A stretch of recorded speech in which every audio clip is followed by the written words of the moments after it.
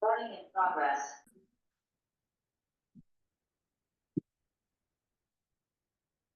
Today is October 28th. This is the Crestone Town Board of Trustees meeting. It's being held both in person and via Zoom.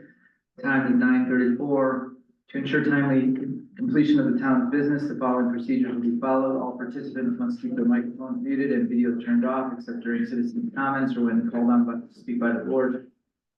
Per section 7.3 of our rules and procedures of order, procedures and rules of order, we allow 15 minutes for total, 15 minutes total for citizens' comments.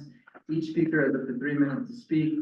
Please state your name and address before speaking. If your comments exceed 3 minutes or the allotted time expires, please send your comments to town hall as a correspondence for the board's response. Multiple citizens share the same comments. Please be brief. Unspoken comments can be submitted to town hall for inclusion as correspondence at the next regular meeting. All right, roll call, please. Mayor Byer, Here. Mayor Pro Tempore Kinney, Here. Trustee Oglesby, here, Trustee Pazuzi, Here. and Clerk Blackwell. Okay, we're on to the vision statement. Dana, will you read that, please? This is the new one. Historic Crestone, Colorado exemplifies small mountain town beauty within a community committed to multi-generational well-being. The town continues to celebrate its pioneering spirit and unique diversity through contemporary self-reliance. Crestone's goals are to enhance economic viability, environmental preservation, sustainable living practices, and social responsibility. Thank you, Dana.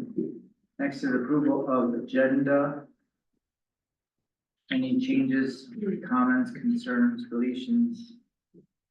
Do we need to make a note on it? Yeah, so we're gonna take off the executive session that for some reason is on there, that's not supposed to be on there, which is under.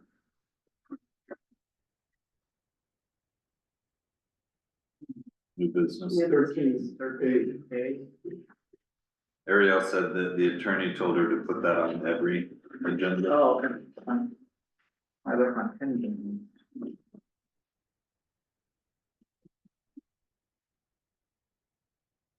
I have to go for 15 or 20 minutes at 11. Okay. So if we can make the public hearing When you get back. after that. Okay. So are we gonna just replace a executive session with Nathan so that you can? Yeah, I think so. Okay. Well, actually, I wanna change something real quick before we. I want to move, 14 old business E. John Mamakis, say, we just say it's like. Mamanakis? Mamanakis. I say it wrong too. Do you? Mamanakis. Mamanakis. I say. Mamanakis. We're gonna move him all the way to the top, even before Nathan.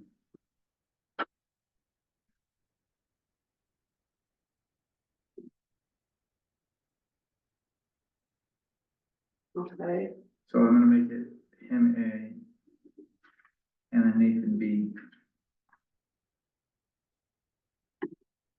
And there's a reason for that. And then. Public hearing, are we prepared for the public hearing enough that we're gonna be able to do this properly? You guys feel confident or, for the budget, huh? for the supplemental 2024, yeah. budget? Cause the only other option would be to put it on a regular, I mean, I mean, I don't, I'm sorry, go ahead. at this point in time, I don't care if we don't even do it ever, so, on the budget. yeah. But if we need to do it, then we should do it. I think Or we might be opening ourselves up to, you know, if we're not totally ready for it. And we can, if we put it out there now, then we can have it can we have it for the next regular meeting, or would that be too? I don't know that you can, because I have to notice it Right. for today. 30 days in advance. Oh, well, we're gonna do it then, I guess. I mean, if you wanna wait till the end of December, when we're closer to actuals, then we can put more attention on it. What do you think? in light of some of the stuff that possibly the new Yeah, auditor, not auditor, but might find, maybe we should just postpone it until the next possible reading, which would be November, end of November. which we have the 2025 budget at the end of but November. we can do that too, right? We're gonna do them together. Sure. Or, sure, or wait until December. For the supplemental. I think it's a good idea. We have a lot of stuff that's kind of coming to light. Yeah, So let's do that. Alright. Wait till the end of December for it. Yes, Or, but notice it properly and get it out there again. Sorry, the again, it could be the first meeting in December. regular meeting. Yeah, cause the second meeting in December, I don't even know if we'll have. Would be the holidays and all that. I'm not sure what the date is. The second in December, last, you'll be having a regular on the 9th and just special on the 23rd. Yeah. May or may not. So B is now taken off. We're gonna just get going now.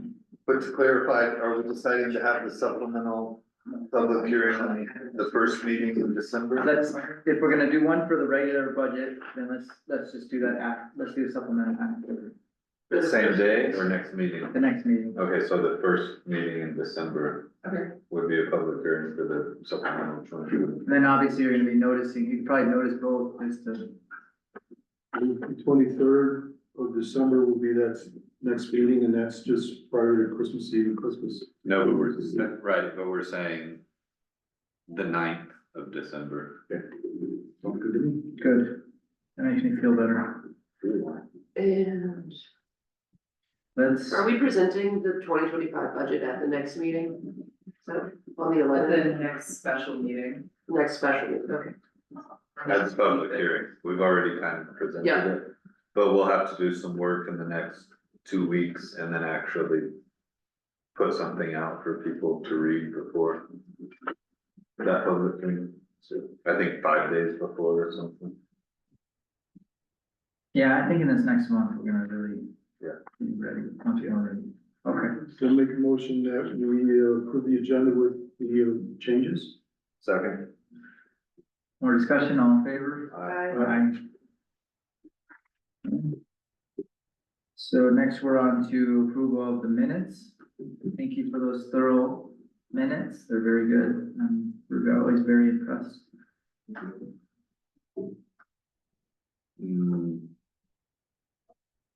I didn't see anything that was, maybe I'm just, I just had one.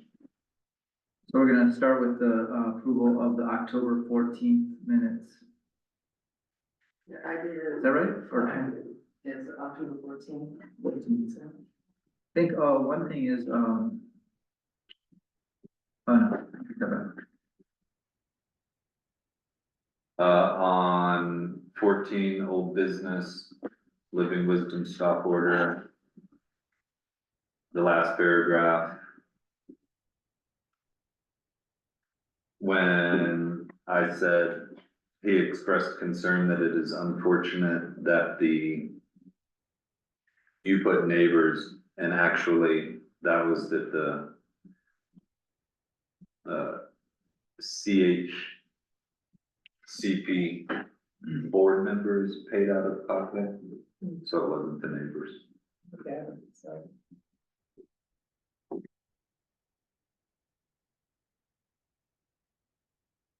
Do we Was need wasn't that the other meeting? That was the 14th? was that the 14th? Is that the date? Is that right?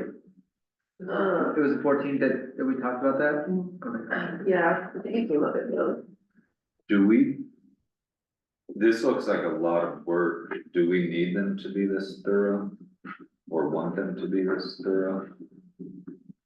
Well, I mean, we went both ways with it. You know, I remember when it was not thorough enough and then we asked for more, being more thorough, and then I think we should leave it and just read it and, I mean, this is a lot of work for you. I do either, I would like them to be more or less, if try to find a balance too, maybe. Yeah, I mean, if there's a balance, I mean, some things, you know. Like even my report doesn't have to be that. Cause I'm gonna give you the report, so it goes in the packet, so people, if they wanted to read it, they could read it. I don't know if I gave it to you last time, but I will.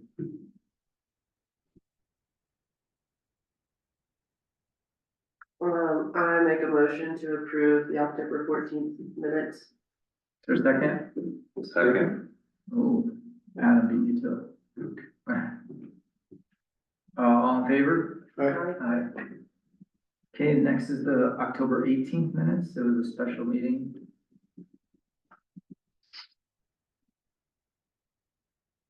I make a motion, we approve the minutes from October 18th.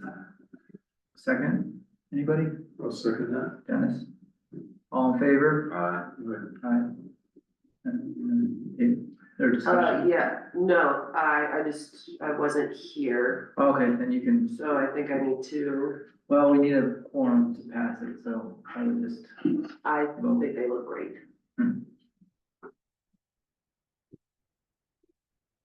okay, next we have, citizens' comments.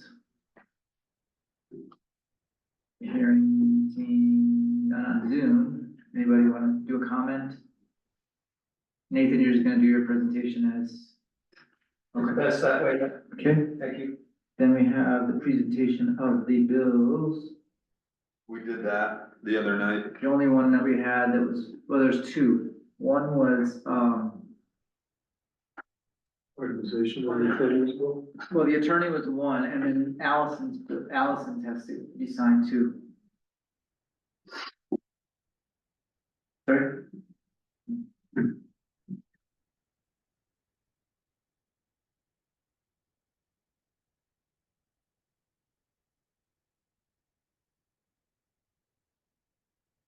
Good, Allison? They're all, I think Adam can do the website. I know, but Allison wasn't in there. Oh, no, I don't have options. She dropped it off. That's for. Will you check with the Patty real quick?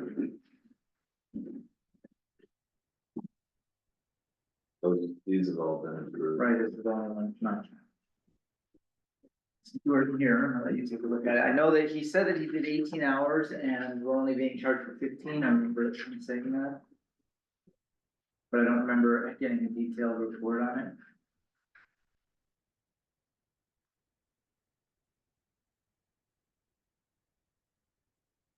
A month since you paid it was.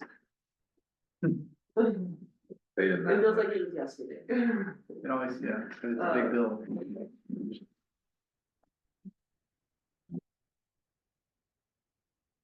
I mean, it's over our budget. Pardon me? Is it over our budget? I don't know. By over $1,000. But this is, but I mean, in general, Oh, are we over our attorney's, allocation? I don't know. Yeah, probably. I mean, We allocated 28,000. We might have raised it a couple now, but Yay.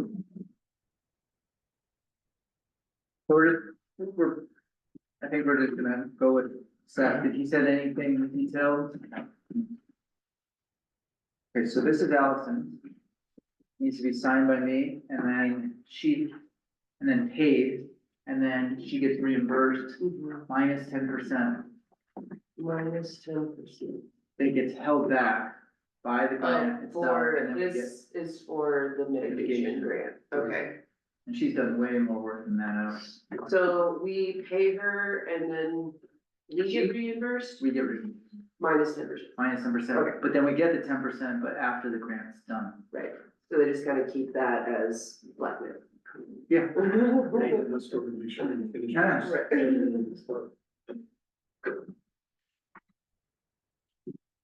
That's it.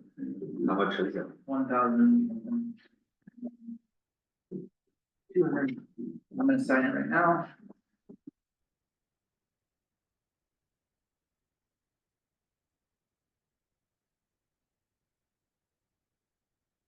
Okay. And then there was one other thing with Allison that needs to be just, she has those contracts that still need to be signed, so maybe we'll get a hold of them. Yeah, I have a, it needs to be a signature. Okay. I'd like to entertain a motion for. Well, I think, Huh? I think we told ourselves a meeting ago or two that we would cap Seth at 10 hours, and he would have to tell us he's at 10 hours and stop doing work, so that we would get the lesson that we have to stop asking him to do stuff. This is true. So I think we need to do that again, tell him that again, maybe we didn't tell him. I could tell them again, and I have the. Which, according to you, he's getting busy. I didn't, he made a reference to it, he didn't say directly that he was getting busier, but he said that things are changing in his office and he's, shifting over some of the work that, but I got it, that he's on his way to retirement. That's what I got. But yeah, do you wanna, I mean, we need to, I think this last month, putting the living wisdom thing on, and then also still working on the CPCH thing and all that's, not CPCH, Crestone about the water thing, we're just. So maybe it will lessen up as soon as we're done with this stuff, but, he really does need to detail his hours. Which I think he did, right? Did he do it, or Sorry. did Seth detail his hours? Not sure this page. I specifically remember him saying that he set it in our minutes, that he said he did 18 hours and he said he's only charging us for 15, but I got. What is, you know, I thought that was the previous, was it? yeah. Other than this one, and then that was the bill for it, that's what I'm getting.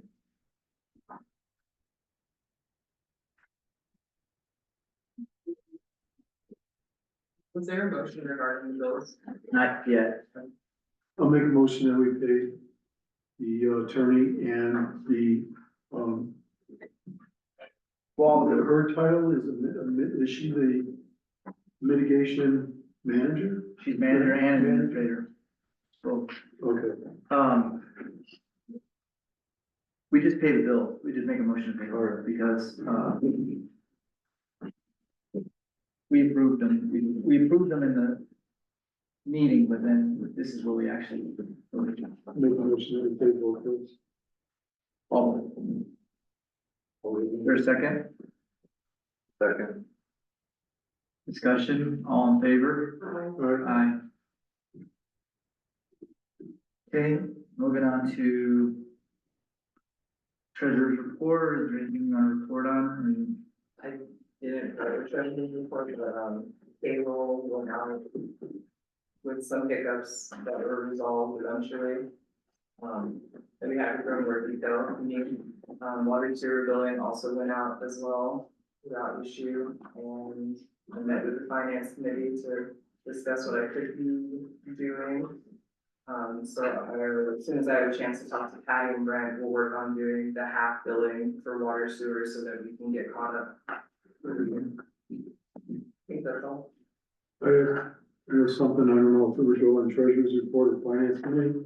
We had discussion on the HUD fund and how much money was coming to us and when. And I've gotten on their website and saw that we were missed a couple of payments, starting from July, August, and I'm gonna take a guess and say September and October as well. The reason why I made a couple of phone calls this morning, reason is there's some paperwork that had not been filed by the previous treasurer, and that needs to be done as quickly as it can. to receive payments? Yes, I believe her name is Michelle, and she is with the Saguache County Road and Bridge Department. And I told her that someone from our office would be calling her. she'll help us through, or has the paperwork, or we'll do both, give us the paperwork and help us through that. So, but that needs to be done ASAP because we're already. And they said they would give us the payments retroactively? Yes, Okay. yeah, I thought, didn't we have didn't we have some problem with the hub thing, and I thought it got resolved? They were holding,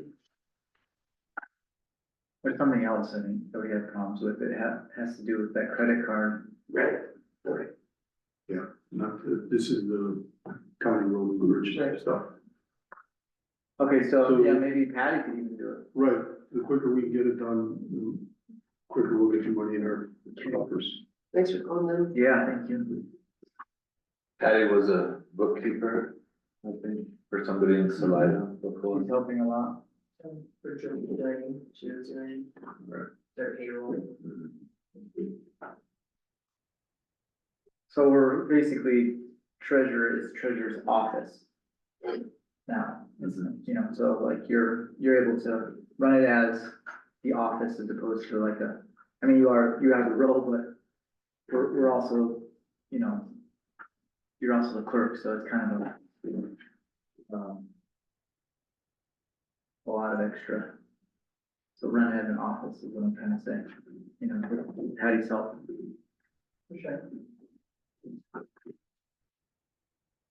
Okay, next is the finance committee's report. I mean, we're all here, except for, I guess you weren't there the other night, but what did we do? We started, Went through the supplemental budget, or We made some corrections to right, we took the draft that Ken had provided us for the 2025 and reworked it and made a lot of cuts and a few increases in revenue and expenses. And then we also hung out with Andrea, who's what are we calling her? I call it the accountant. The new accountant. And gave her some direction and let her listen to some of our concerns and Warren's concerns. And it seems like she's gonna probably do an awesome job, but I guess we'll find out. And as far as I could tell, where we got to with the 2025 budget was there's a few more line items that we need clarity on, and they could be anywhere from $20,000 to $40,000.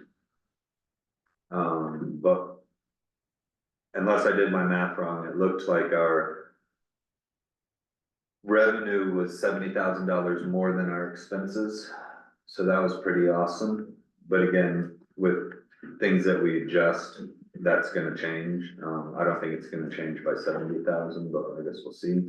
So I guess that reminds me, I feel like I probably need to take this information that we put together and sit with you for half an hour and input that data into QuickBooks. And see if we can generate a report. Does that seem like? It's all good. Okay, so I think we would probably do that as soon as possible. And then I don't know if we'll be able to put together a properly formatted draft or if we'll need Andrea's help for that. But we should have that soon, and then I guess we should have a finance committee meeting as soon as we have that. So maybe My like report, early next week. We also had the discussion on, as Ariel had said earlier, about the mid-month meter reading. And you're gonna put a PSA out to let folks know that might be happening, that will be happening.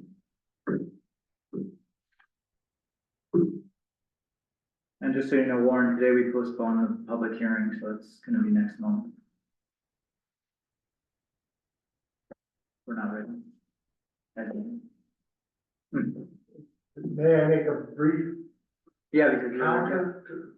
I believe there are several substantial numbers that are not in the 25 budget, that need to be looked at.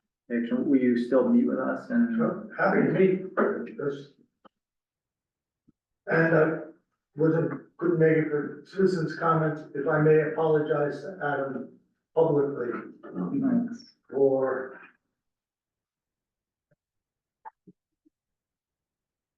Let's leave it as being really rude, That's nice. and he was a gentleman. Until the end. You were still there. But I think it's pretty awesome that I think it was 2 years ago, we had no idea what we were gonna do, and I think things look really, really, really bad. And at this point in time, if we have a budget that's anywhere close to, I mean, like I said, $70,000 net income, of course, there's gonna be adjustments. So even if that becomes a $30,000 or $10,000 net income, that's significantly better than where we were even. Yeah, well, we were dipping into our, not reserves, but Well, our, our 2024 budget was like zero. It just was, and we didn't have enough money to pay for operations. So when do you guys want to meet again? When's the next, I feel like I should do that with Ariel Okay. this week, and the big, first half of next week would be. you in town? Yeah. We somewhere. All right, well, we gotta do it at a work session and notice it properly. Yeah. Then let's schedule that. Did you say next week? Yeah. Right in the beginning of next week. Mhm. Halloween. So we have like I like the evening that works, and you know, like we're hungry maybe.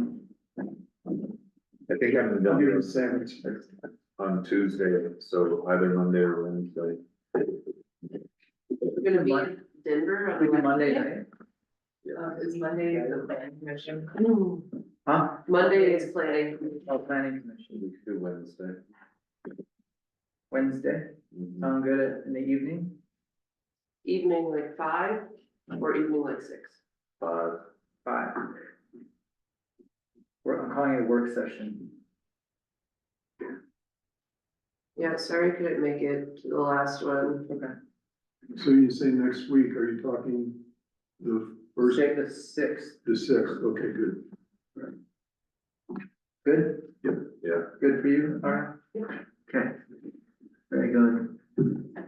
So that's a work session for budget, 2024 and 2025, 2024 supplemental. And we're gonna probably have to meet a couple more times to get everything set. But we're making, Who's reaching out to Randy before next week? I'll try again. I asked, did you, no? I will reach out again. You're talking about for grant stuff? Next is my report. Are we done with finance committee report? Yeah. Okay.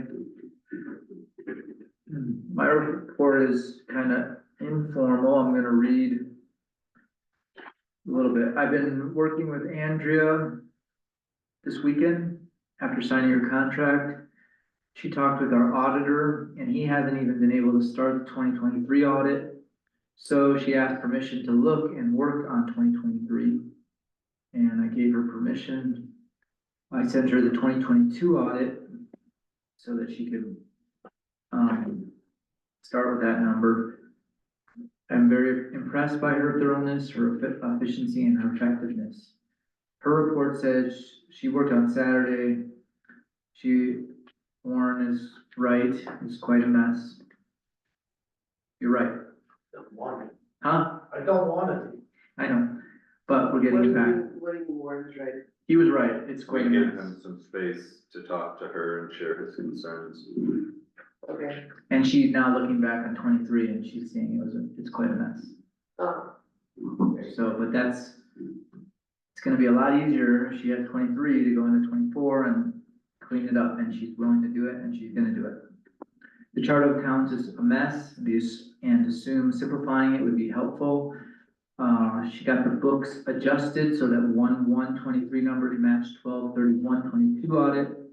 I did not change any activity, just did adjusting entries. The revenues and expenses in QuickBooks don't even start to match the audit, so not really sure what in the world happened there. I did start fixing some stuff that was obvious in 2023. Started prepping a budget sheet for you all. There are reconciliation discrepancies recorded, is bold, never good. That simply means she, being the previous treasurer, couldn't figure out how to reconcile the banks, so gave up and entered an adjustment. Because of that, I would like to go back to 1/1/23 and do bank reconciliation. There is no revenue recorded for water bill, water sewer. Which is kind of weird. I assume your residents have to pay water, sewer, trash bills. We don't trash, but water, sewer. So I'm gonna have Ariel, I'm gonna ask you to go and work with her on that and figure out what's up with that. Why, I think in 23 was the year we switched over. What did we do exactly? When did we actually take all that account and put it into our We account? were preparing the 24 budget. So that's why it's not in, there's not a separate, It's, but it still should be in there. yeah, Yeah, right. as income. Whew, okay, there's more, but I'm tapped out for the day. The balance sheet in QuickBooks also quite a mess. You are all going to be very relieved when it's fixed. I can't even make sense of the reporting because it's just so wrong. I see a nice smile.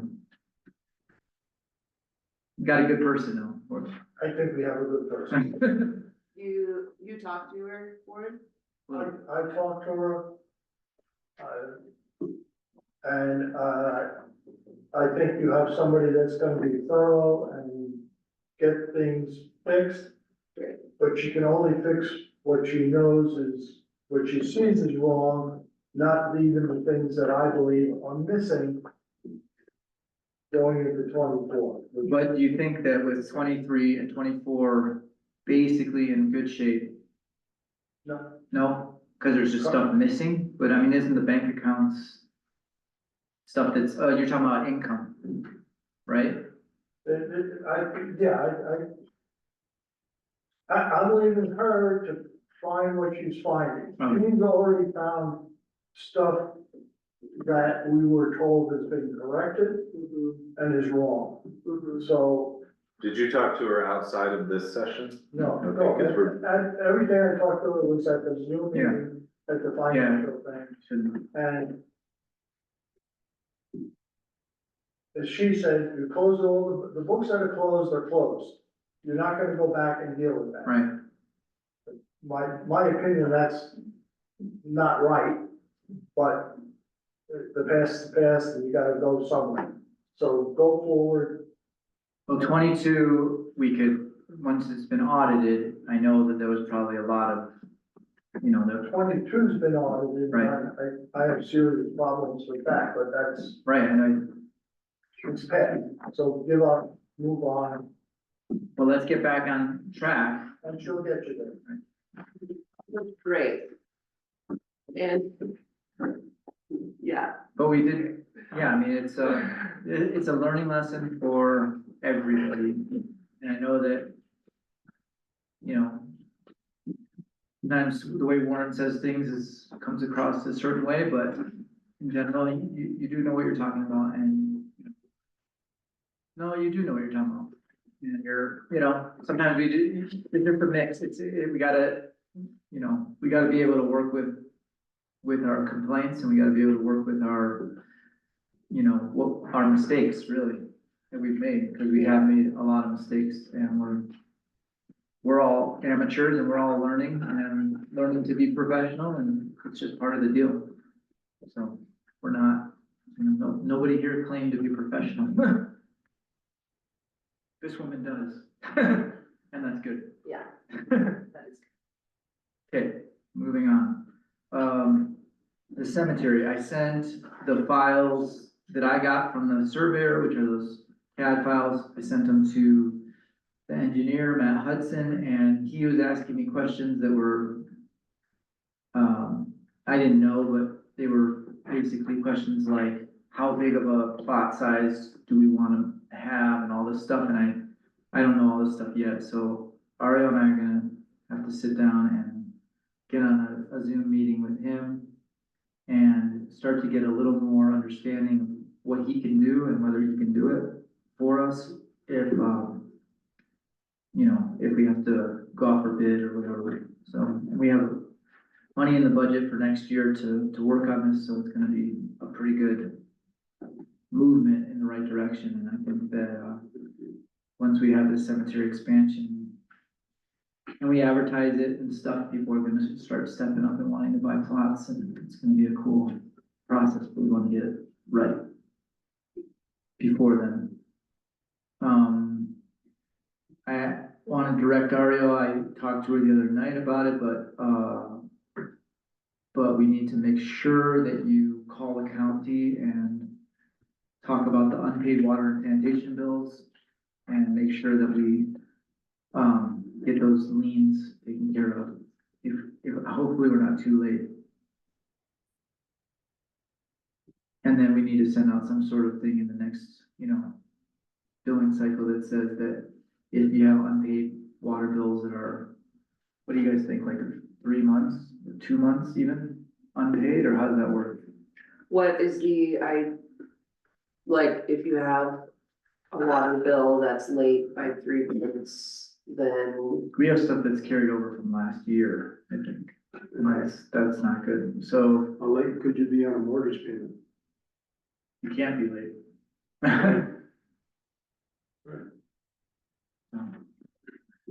Maybe 5 days, they give you a little 5-day grace period. So let's, but I mean, are we gonna fine people? Is that, no, they get liens, or they pay their? or they pay, Okay. we need to figure out the process, whether they pay us or they pay the county, once we have a lien in there, or they pay us and then we take the lien off, is what I assume happens. Yeah, But that's a very important process that we have to learn. Don't. Do you know why people are late? Was it billing or? No, I don't know 100% why, but, I'm always late. I'm like, I'm late right now, I know I am. I actually wrote a check and we can't find it, so that's kind of weird, after another, but that's probably why I'm late. Are you late? When I bought my house, it was 2 years. Right, I remember that. I heard. Yeah. That was scary, that was kind of scary. So I we've mean, also I'm late never because shut I anybody just- off, right? We can't shut people off, the only thing we can do is a lien. Why can't we shut people off? Because Cause people deserve water. you definitely can't shut off their sewer. I mean, I'm always late just because I'm just, you know, I'm like, oh, I need to pay my water bill, and then I forget. Well, you and then can- I'm like, I oh, I mean, need to pay my water If you bill. have a lien and you're not gonna sell your property, then it doesn't, you know, then you just. It doesn't really matter. Well, it does matter, but It matters later. I'm not trying to not pay my water sewer bill, I just. alright, so, the bridge, we still have to talk about the bridge at some point, that's a big one, that we have to figure out what we're gonna do about that. I don't know if you wanna put it on an agenda to discuss, but, you know, we're not gonna be able to fix that bridge unless we get a windfall of some sort. Cause we can't go out for bid with it for the feds or the state because their restrictions are gonna be so intense that, you know, it's gonna widen everything, that this is not gonna work, so. It's gonna be hugely expensive. Yeah, and if they paid for it, it'd probably be like, I think we said $1.4 million. Yeah. Yeah. 92. And then if we do it ourselves, we could probably get it down to a certain amount, but it's still gonna be expensive. Still really costly. If I do it ourselves, you mean the culverts? Yeah, whatever we do to get it up to, you know, like if we have to replace it, but we actually get the engineer, you know. Well, what did Randy say? $50,000 of culverts done, 7 days? That was discussed.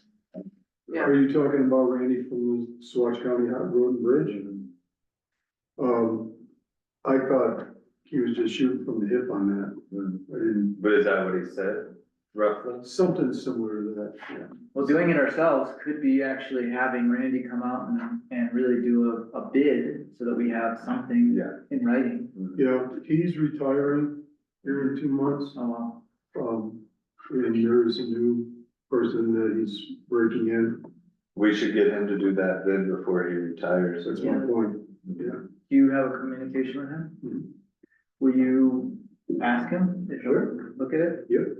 And then we gotta make sure that it's up to the standard, at least that the, you know, yeah, Do we need that? Yeah. but Probably. not even beyond the other one. I mean, it's gotta be up to the standard of the people who are certifying it. Right?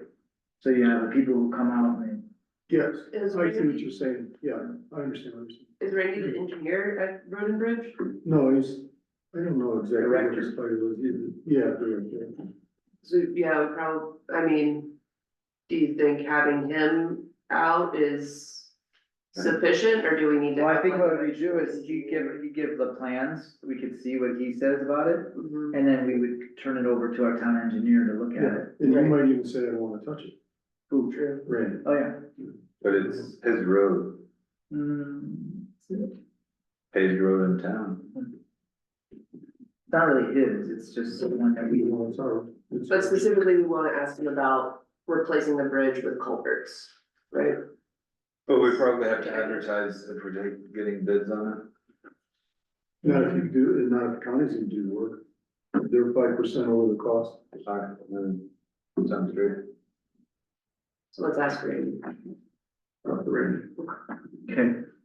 So I got cemetery stuff, supplemental budget, audit,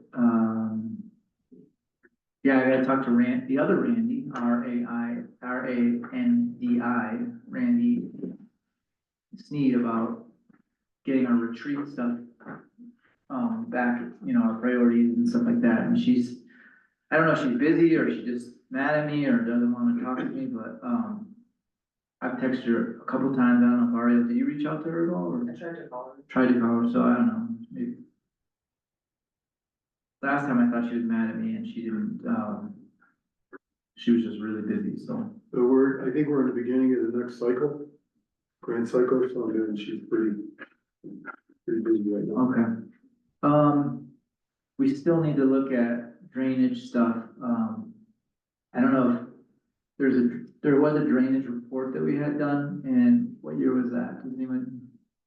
2005? 14, I believe. Oh, 14? Is that soon? Oh. I believe so. So we wanna dig that back up and really start looking at it as a board. So if we can find that report, please. Do you guys have it, or I went through the shop, I think. probably in, I've got it here, you sent oh, I it. sent it? Yeah, you sent it to me. What year is it? 13. 13, okay. Cool, so will you send it back to Ariel, Sure. and then you distribute it to us to look at? There's a bunch. But there's one report. The one, no? I sent you like a master plan and all that stuff, but. Okay. Next we have, we gotta get this Baca water and sanitation thing done soon. And do we have a public hearing on that? Or what was it? What was it?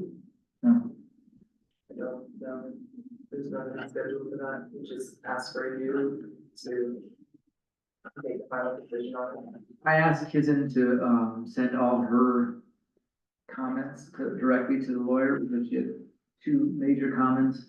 But anyway, we gotta get that done soon. I wonder, we should have a public hearing,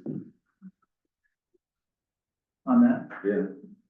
I don't know that we're legally required, but, entering into a 20-year contract about people's access to sewer and their monthly fees and the obligations we'll be getting into, wouldn't hurt to. can we combine public hearings? I think we could have one right after the other, but we have to give 30 days notice. So that would be the Yeah, the 25th. November. Okay, let's do that. And then if we could get the final updated version from the lawyer, maybe we'll talk, is he coming on today, or is it, no? No, just for the regular meeting. So if you could just email him and just tell him that if there's been any more updates, that we want the final update on that immediately. And that residents should have access to that. Right.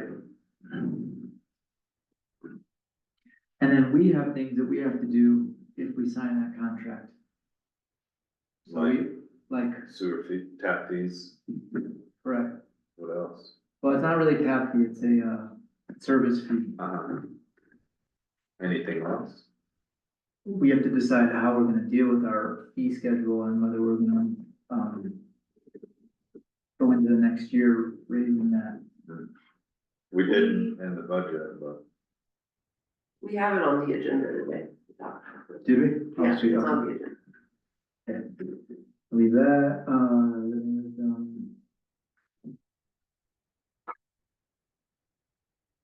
the living wisdom thing, at some point we want to maybe look at the road up there and figure out how we want to deal with that, but that we can put on for next year. She's putting on tap the code. Oh, yeah. There was that code that Dennis wrote that has to be shifted next on the lawyer has to, change the wording on that code that, refers to the owners, Payment tap on fees, it's designed, interpreted. So the extensions, it basically says that if you extend the line, that you cover the cost of that, as opposed to if you tap on, you cover the cost. The wording's really messed up. So if you could put that on the lawyer's report for next month, we need to change that as soon as People possible. keep associating Extensions, the tap on fee with the extension. And that's not the intent. Tap on fee is for the privilege of tapping the main or the sewer, water main or the sanitary sewer. There are people who have prepaid tap on fees and have not extended anything. Until much later when they decided to bill. So. I don't know if that helps or hurts, but.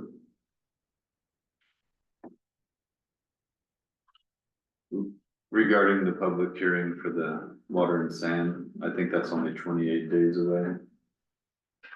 Are we on a strict? 21 days. Oh, it's not 30. okay.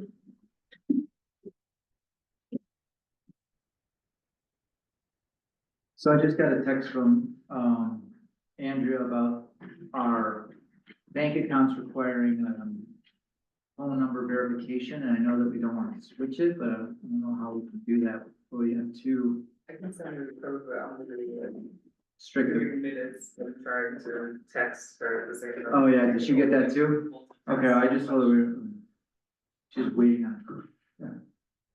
Yeah. You have it? You have the phone? Oh. I have it on. I'm just gonna tell her we can't switch it right now. But if she wants to switch it to her phone number, So she's saying, at least, I don't know if we should do that. is that for QuickBooks? Or she's trying to? Bank accounts. For the bank accounts, so but then what if I need to get into the, use the finance committee? I can send her the codes, this is. Send her This is not a good time. For it. Yeah.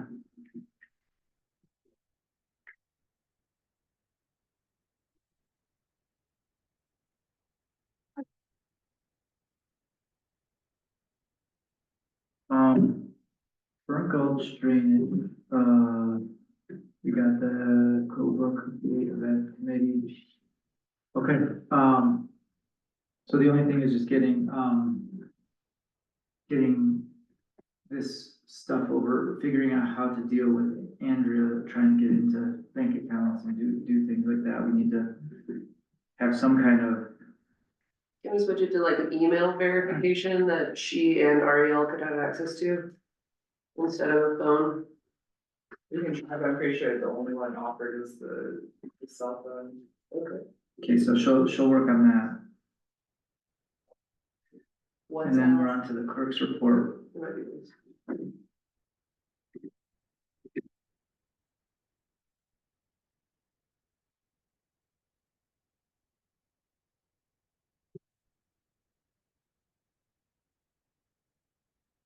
We're still talking to Randy about the town hall grant. Are we gonna use the, original? Are we gonna use our bid that we got from SGM Sorry, as far as the town hall? I don't, Is that a problem? I don't think it is. It wasn't, the only thing that he had given us was, Like, a drawing of where he was suggesting that the repair work underneath was to be done. And I think from that, what he's given us from there, we can go out to bid for a contractor to do that work. okay, It's very simple. It was a couple of concrete pads with some reinforcement rod. And then there was some, beams, running, perpendicular to the joist. And I think some joist replacement. And that was about it. Now, I didn't touch anything on the outside. yeah, we And there was only one crack down by the window over here that I saw going down to the footer. Probably, one crack in the window upstairs too. that's probably because of what happened down here. So should we go forward with getting a bid on that? Oh, yeah. Okay, and there's one place where the false front appears trying to separate from the building. And you're gonna have to get somebody to get in there and see what it entails to pull that back in. Or if this work that we're gonna do down here, we'll automatically bring it back into true. Yeah, I think we It's how start, it kind of racked itself. I think we start on the bottom. And then even maybe with some screw jacks, be able to possibly lift that side up. Yeah. But, yeah, I think we go, it'll take a little bit to get some specifications done for the bid on it, but we can do Are that. you able to work on that at all? I will try. Yeah, If I run into a problem, I'll talk to an engineer. okay. And originally, we were gonna spend $49,000 and they were gonna match another 49, so it's gonna be like 90-something thousand bucks. And then we've talked about lowering that, and I think we tried to bring it down to, we talked about spending a total of 32, so we would spend 16 and have 16 matched. And that's what we put in the budget. Yeah, in 2025, we got rid of all the grant numbers, so with that, even that $70,000 net income, that would then become 54 if we're spending No, 16. I thought that was in there, Adam. And we got rid of it on the draft the other A night. supplemental one? No, 2025. But I thought the 70,000 was for this year. No, for 2025. Sure. Yeah. Well, I mean, we were working in 2025 the other night. so I know we were, but remember we were talking about when we supplement that budget, that was supposed to have a $70,000. You're using 70, there's two numbers that are 70,000. Oh, okay, Adam is looking at, being roughly 68,000 and change. okay, He's rounded up to 70. okay. And the 70,000 that we were talking about the other night is the 70,000 And that's what you. that was reserves for the sales tax. Right. I texted you about 2025. Oh, really? So if it happens in 2025, there is money. And getting closer to the 16 versus the 49 would be ideal. And if it happens in 2024, then I think we currently have money budgeted for that. And looking what the engineer, had proposed, and I'll admit I'm not really up on today's construction costs. I kind of thought that we had estimated high on that. And you can get it closer to 20 total, Okay, great. not for the rest of the work up here, just, Just for the foundation stuff. right, yeah. Really? It couldn't happen in 2024, could it? I don't think it would, honestly, by the time we get advertised for bids and get somebody and going through some qualifications, I think it would take, but it's the type of work that you could do in the winter time. Is it? Yeah, the only difficulty would be pouring some concrete, but it'd be bucketed in anyway. Mhm. So you'll look into that guy, so we can get that done, yes. Yeah, the one thing about doing it in winter time is that's when you got the frost heave underneath here. Right. Yeah. So that's gonna put that big hump in the bedding material. And then when spring comes, you know, when it all flattens out again and the water starts running. You know, it's So kind of like, spring is the time to do it, right? I would say spring this summer. If frost is a problem, though, then the frost will return the following year, so that has to be addressed anyway. Yeah. But it could be as far as, if we put a deep enough pillar down below, we could avoid that. I don't know. No, we wouldn't put I don't know, imagine we put the pad on top of the existing ground and be excavating anything. At least below the foundation level. Yeah. Okay, so we can work on that a bit and then we'll postpone the construction until next spring or into summer. Probably getting worse as we speak. Is it? Do you think it's getting worse or? No, actually, for the cold spell we have now, I'm pretty impressed how the floor's laying right now. Hmm. Cause these posts haven't shot up to where the floor's like this and everybody's rolling away from the table. Yeah, it's in good shape now. Do you want to do your report at all? Sure. I guess to start, she's sending codes and they're not coming to this phone, so. Really? That's something that I can look into, but I really don't know. I don't know how to fix that.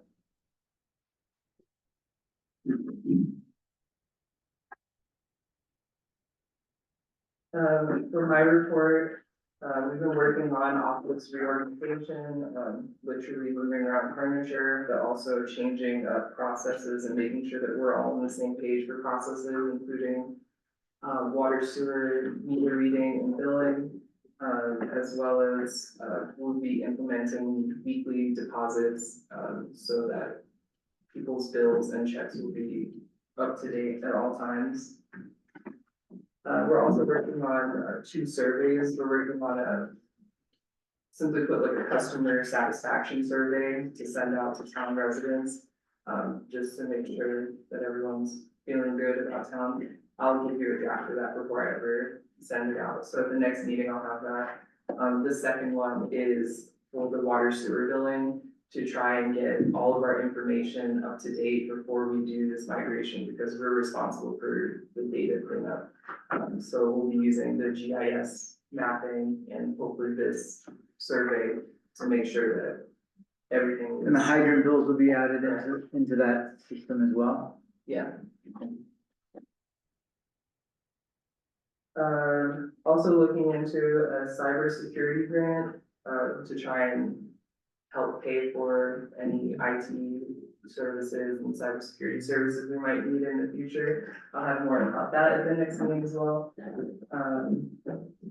I did meet with, the Colorado Retirement Association. I was a little bit confused when they reached out because I thought that you as a board had decided to end our retirement benefits back in January. But they were never ended.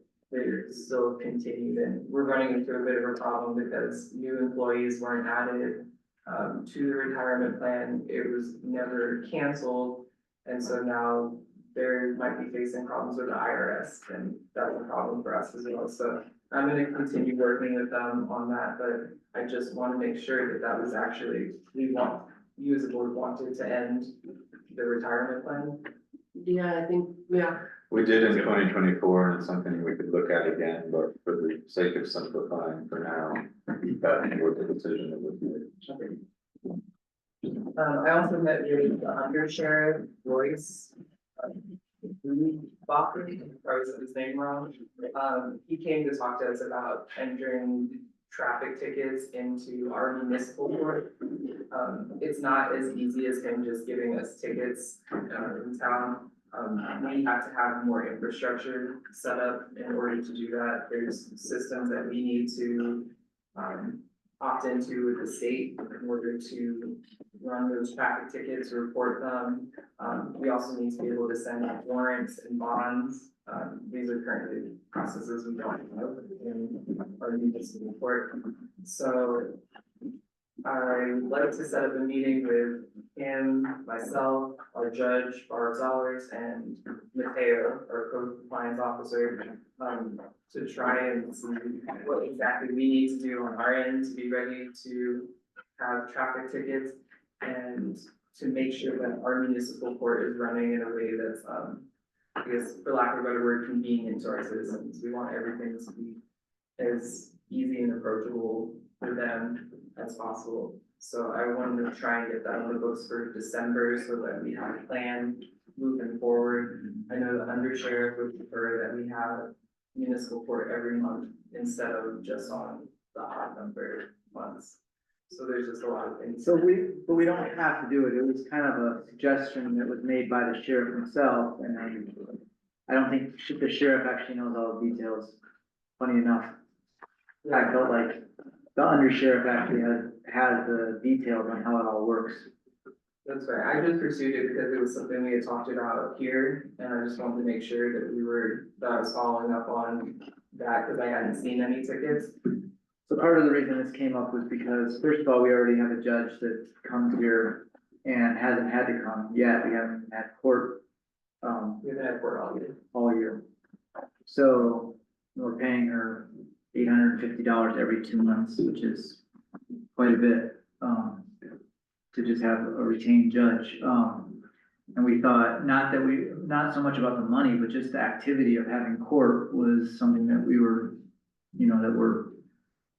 we should have. I mean, it's a third branch of our government, and it's like a kind of an important element. So unless, Mateo starts, writing tickets more, then, we were thinking that we should have the sheriff write traffic tickets that are in town to our court. So when somebody runs a stop sign, they would come to court here rather than having to go to Saguache. Right, But the Saguache County sheriffs would still be writing the tickets? correct.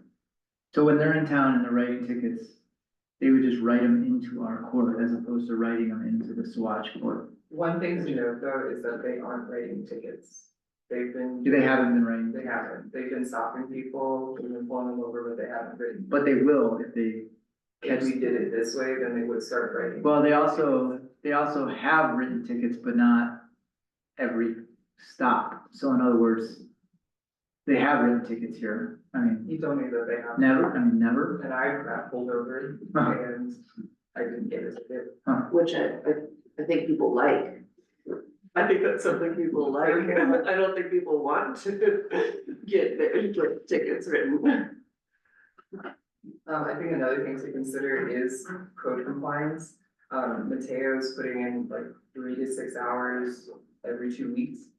You might need like to supplement him with another code compliance officer, maybe that has more time. Correct.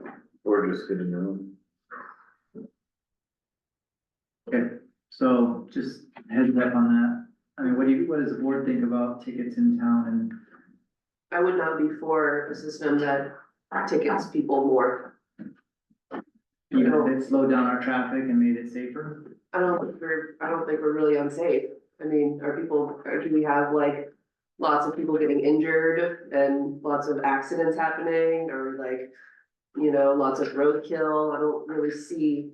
I mean, I know that, yeah, like there's some people who go too fast through town, but I don't really see like a hugely unsafe environment.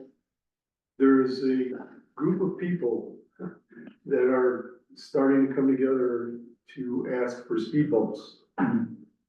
Good. So, I've been wanting those for years. I'm Yeah. more in favor of speed and bumps. what I understand, from what I understand, there was a study done, including cost estimates for speed bumps. So I don't know if the ticket part would be less expensive for the town or installing and maintaining speed bumps. Well, either way, we have to pay our judge. I go for the tickets for now. I don't think, What do you think, Nikisha? The issue with the speed bumps, that's been discussed for years and years. Problem being, when you put in decent speed bumps, it's not like an apartment parking lot. We're talking about streets here. Well, you put those big speed bumps in, the town is ultimately liable if somebody's oil pan falls off.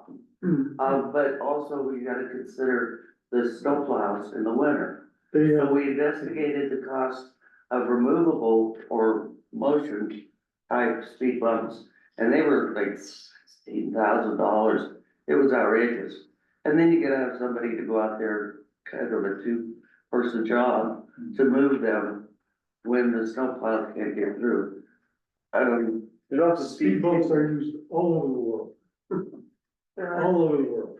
speed tables. I've always promoted, Texas culverts, more of a dip as opposed to a bump. Because you got drainage issues with the speed bumps and Well, whatever, Okay, either tickets or speed bumps, I don't care. okay. I think court sounds like fun and exciting, but I don't know that we can manage it right now. Well, she can, I mean, she's trained, you know, to be a court clerk, or maybe Throwing more. huh? It's just throwing more work on top of what's already kind of too much work. I think that a lot of people in the community are already really upset by the increased police presence and talk about it a lot. And like creating a system as a board that They'll then definitely, like encourages the police to be ticketing people is going to be hugely unpopular. And also just like not why anybody like moved out to the end of the road to get ticketed for like that. There has to be other I don't ways care that can be if done. they don't like it. I got people coming down Hemlock 40 and 50 miles an hour on motorcycles and cars. And on a dusty day, I have not seen people coming down at 40 miles an hour. no, because they're coming to a stop when they come to your place. But in my place, they are. my kid's walking down that street and says that people are speeding right past him. But it's oftentimes high school kids. Right. Sure. I think that there are lots of solutions. I think speed bumps are one of them. The thing about I speed just- bumps are they're only in certain locations, so it's like, if you're gonna put a speed bump on Hemlock, I mean, that's like, you know, kind of probably not gonna happen. And there would be one, there have to be two or three. Right. I mean, I think And also- There's a waste of speed bumps. And I think that's on your street, but I'm saying like, Galena is insane. I mean, I feel like it's good maybe that they're pulling people over and just giving them warnings and we just maybe leave it at that for now. Yeah, They are increasing their presence here, they're gonna start doing, they've already said it, but it's not based on us, they're doing it. I know it's not, but there's definitely a perception that it's based on us. Well, we gotta go against the perception, I mean, in some ways, it's like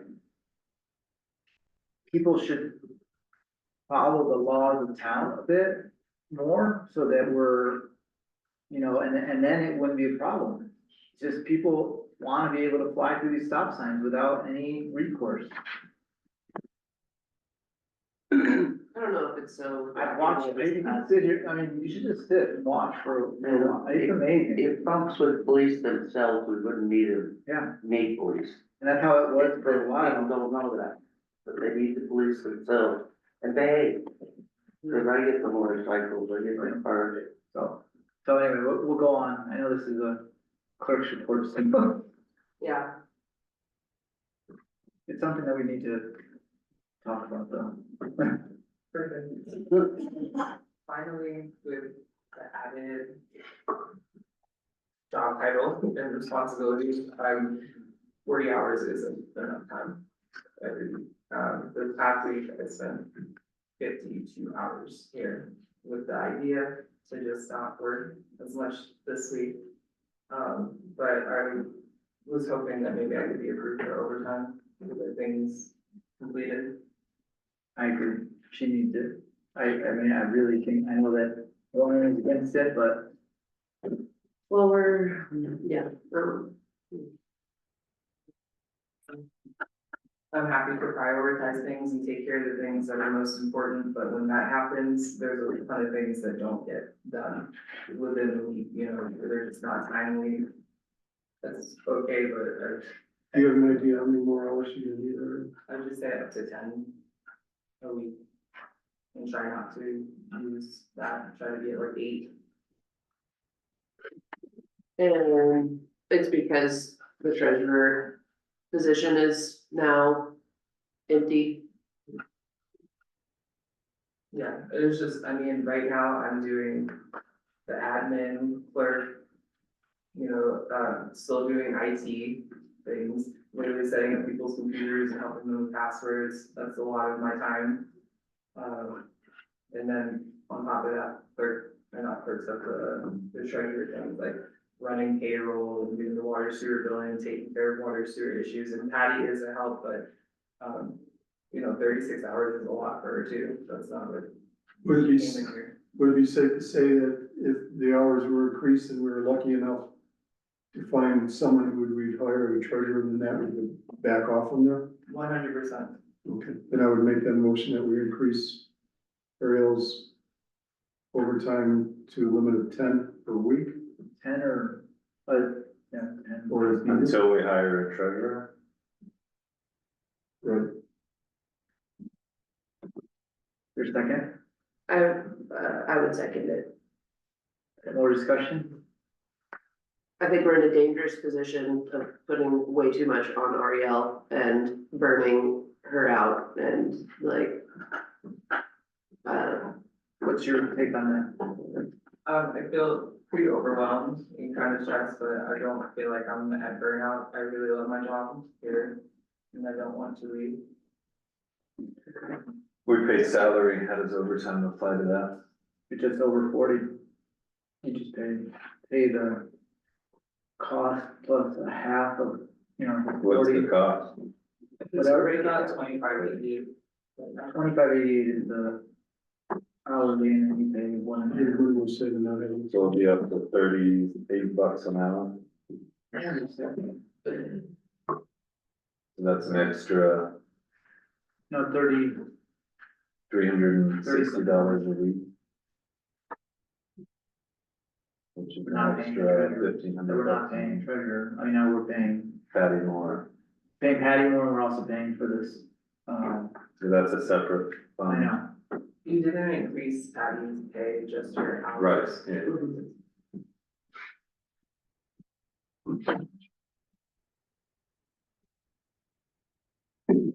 Well, then we need to hire a treasurer. Yeah, which we've got the ad for it on the agenda, which is, you know, the first step. So in the meantime, I mean, The basic gotta be covered. yeah, It's gotta be covered. Yeah, and Ariel, if you're ever feeling like yeah. super burnt out or whatever, just like communicate so that we can like meet your needs. I just don't want you to one day wake up and be like, God, screw this, you know? I think some stress actually is that she's trying to fit stuff into a certain amount of time. Sure. And if she has a little more time, it might relieve a little bit of that, but I'm not sure if that's. That is some of the stress, though, it's like, I was here on the weekend, like Friday and Saturday, trying to get things done that I just couldn't get done during the week. Okay. Would you read the motion? Motion to allow Ariel overtime for 10 hours a week until a treasurer is hired. Second, did you second? Second, I we're in discussion. All in favor? Aye. Great, thank I'm you. gonna go in a few minutes for a phone call I have to take. Yeah, please, we don't have an attorney. Let me just move on. You can leave when you need, but I just want to keep going on this. I'll probably be gone for 25 minutes. Okay, I would like, did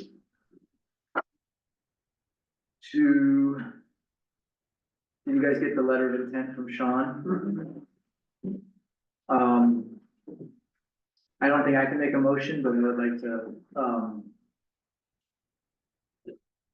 entertain a motion to appoint Sean to our seat as board member. I think that he would be, a really good addition to our board. He's, got a good handle on the town's, you know, what's happening in town. I feel like, you know, he has a kid that goes to school here. He's, you know, ready to do the work. I mean, I feel like you wanna come up and just come here and speak to us for a second? Sit down. Yeah. We, you know, we need to have another board member, to widen our board, our seats. And I just feel as though, you know, he's an upstanding gentleman, and it's, you know, that's kind of what we're looking for as far as, board members, people who follow the town, you know, wanna follow the town board, follow the town's codes, follow the constitutional codes of the state and the constitutional codes or laws of the land. I think that's, becoming harder to find lately, unfortunately. So I do feel like Sean would be a great member of our team, and hope that, you know, it's gonna take him some time to, I have a lot to learn. yeah, you have a lot to learn. But as you get the packets and you study and you listen to, you know, you can talk to one board member at a time. You can't, you'd have to know that we can't, we can't speak in a 3-person group without calling a meeting. Oh, really? Yeah, so that's an important thing to understand. So I can't meet with Dennis and you at the same time if you're a board member, Oh, all right. unless we have a meeting called. So that's an important thing, and it's open meeting law. And then it is a job that is, I hate to say it, but it is a 24/7 job. You're always on. You're always in the position. You just don't have to be working on stuff all the time. So, John, have you ever done anything like this before, like with a homeowners association or any other, Nonprofit board, anything? Never, no, this is all new.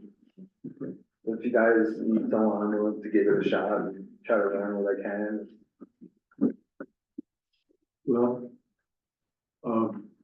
by state statute, yes, we need someone, but, someone who also would be willing to work and get into it. And, that's probably more important than the other. I'm willing to learn from you guys and put some. I don't know if we got anything. It take about 5 seconds, I guess. Yeah, a lot of it is self. showing up. Yeah, just, it's a joke, say I was smiling when I said it, right? No. Yeah, I mean, also as somebody who's like fairly new to the board and hasn't been on a board before, like, there is a lot of wisdom in the room. And I think a lot of it is just like asking questions and not like coming in assuming you know nothing and being curious. So I'll be like 6 months behind you. Yeah. I've been on the trustees with the planning and zoning with Benji. It was like 4 months, 5 months. Yeah, I'm learning from that a little bit. I'm not a very political person at all. I have to go, Danny, do you wanna make a motion? I make a motion to approve Sean, to appoint Sean Mamonakis to the Crestone Town Board. Just second that? In the seat of Armando, it's taking Armando's term, which is actually a 4-year term. Well, 3.5. Don't tell him that yet. Have to tell him, because he doesn't know what he's in for. Right. And, is there any more discussion? I would like him to be sworn in so that he can sit in the seat today, if possible. Yeah, so I'll wait a second, I'm just gonna do it, all in favor? Aye. Aye. Well, Thank you guys.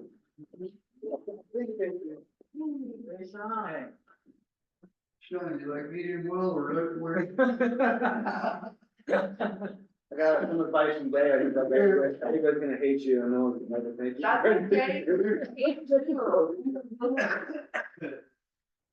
Like everyone will hate you. Get along pretty good with mostly everybody, even like the groups that don't like each other, so maybe I can help with something. I don't really care if people like me. Yeah, you have to just have that thick skin and not really care. Yeah, I don't care. One I day don't think somebody's gonna everybody like, hates me. I don't think that that's true, No, no. just most people. I would like to make a comment about that. Okay. I think it's important the town trustees have good customer service. You should be liked. And if you're not liked, there's probably a reason. Yeah, there's also saying that 33% of the people are gonna like you, 33% of the people aren't gonna like you, and that 33% in between are the ones that you're really dealing with. Haters don't count. So So, people who have solutions are not haters. Haters are, blue and we don't care who, right? mhm. Yeah. So you gotta remember, it's not an absolute situation. You have to have an open mind, Sean. And as a past fire chief, I was hated by many people because they didn't want hydrants. And they didn't want a mill levy increase. And so I was in deep doo-doo at the post office. So I know what they're talking about. But the difference between being liked by people who are sense makers, and being hated by haters, night and day. that's a good point. All right, love you. Now you wanna hear something really scary? What I'm about to say. No, you're gonna have your fun here.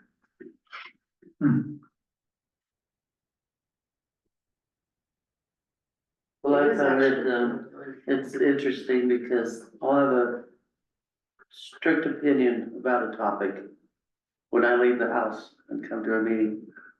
But then I hear from different perspectives on the same topic. And it's like, I never thought of it that way.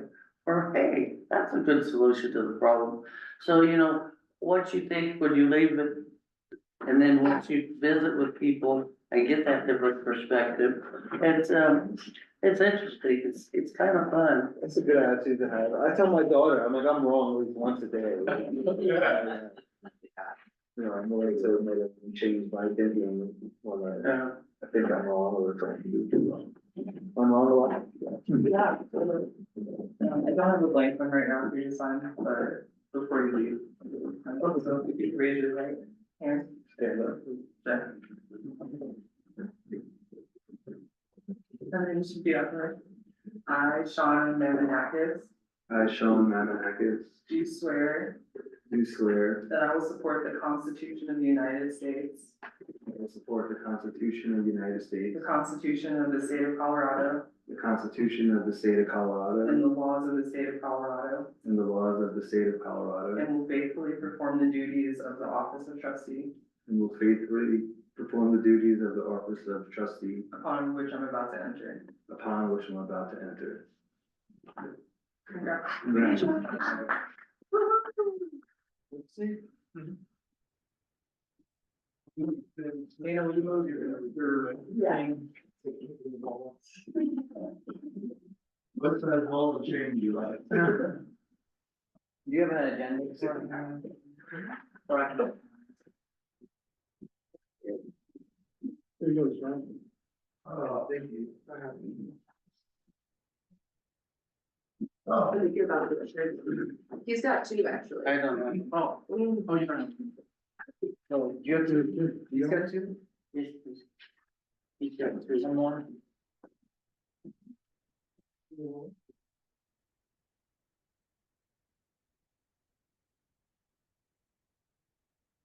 Okay, so. Nathan, Awesome. is Nathan next, Benji? Yeah, Nathan's next.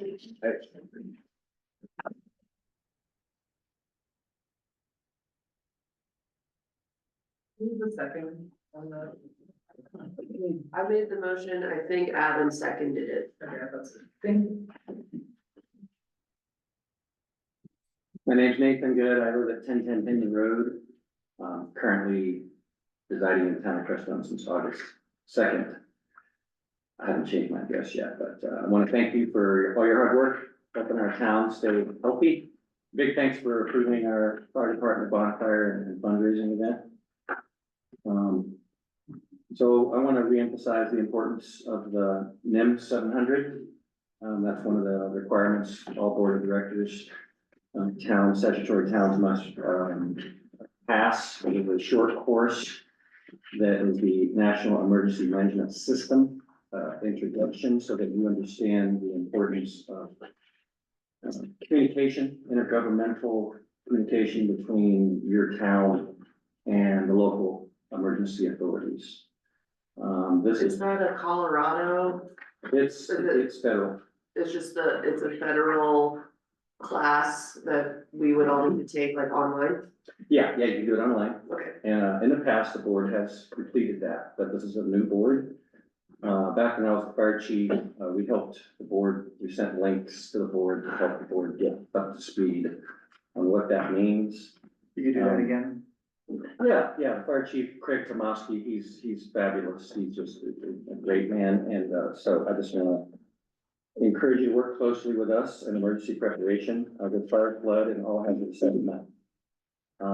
In my experience in almost 23 years of, being in emergency services, we have one priority that seems to always just make us really challenged, and that's communication.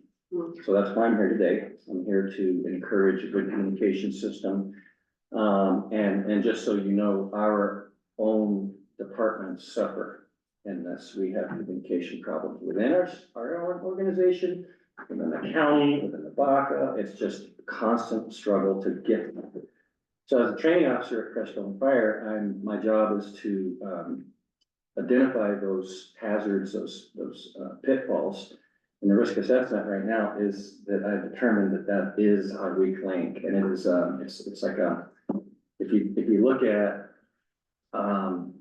the number one reason we fail, it's because of communication. So, and the example is that I've been sending emails to the town with no response, and we couldn't even find my agenda request. And that's okay, because that's part of how we learn, right? Just like Benjamin said earlier, none of us are paid professionals. I'm a volunteer. And that's why I'm here, because we're kind of all serving our community, right? And that's why what I've been doing 29 years here. My mom's here. I have 3 children. I have a granddaughter. And I really care about our community a lot. And I am a solutionary. I'm not I have been canceled recently since COVID, because I did not follow the arrows and all the directions of the science. I believe in science, which means doing the work. So with that said, the communication system that I'm proposing, I've worked with Matthew Bailey a little bit and different people on how to implement a communication system, helping with AI, with the best way forward, because it's daunting. Communication is daunting. It's like, how do we form that? How do we create that? Facebook doesn't work real good. Email is dry, it's impersonal. So anyway, we're looking to that solution. I don't expect any answers from you folks today on that, but I am asking for willingness to explore, and Benjamin knows this already, and Adam King knows it, and I think Kim knows it. Dennis, I think, and Dana, and Sean definitely knows, because Sean and I are friends, and Warren knows. And I always forget your name again. Ariel. And I think you probably know, because you didn't receive my email somehow, but she hasn't now.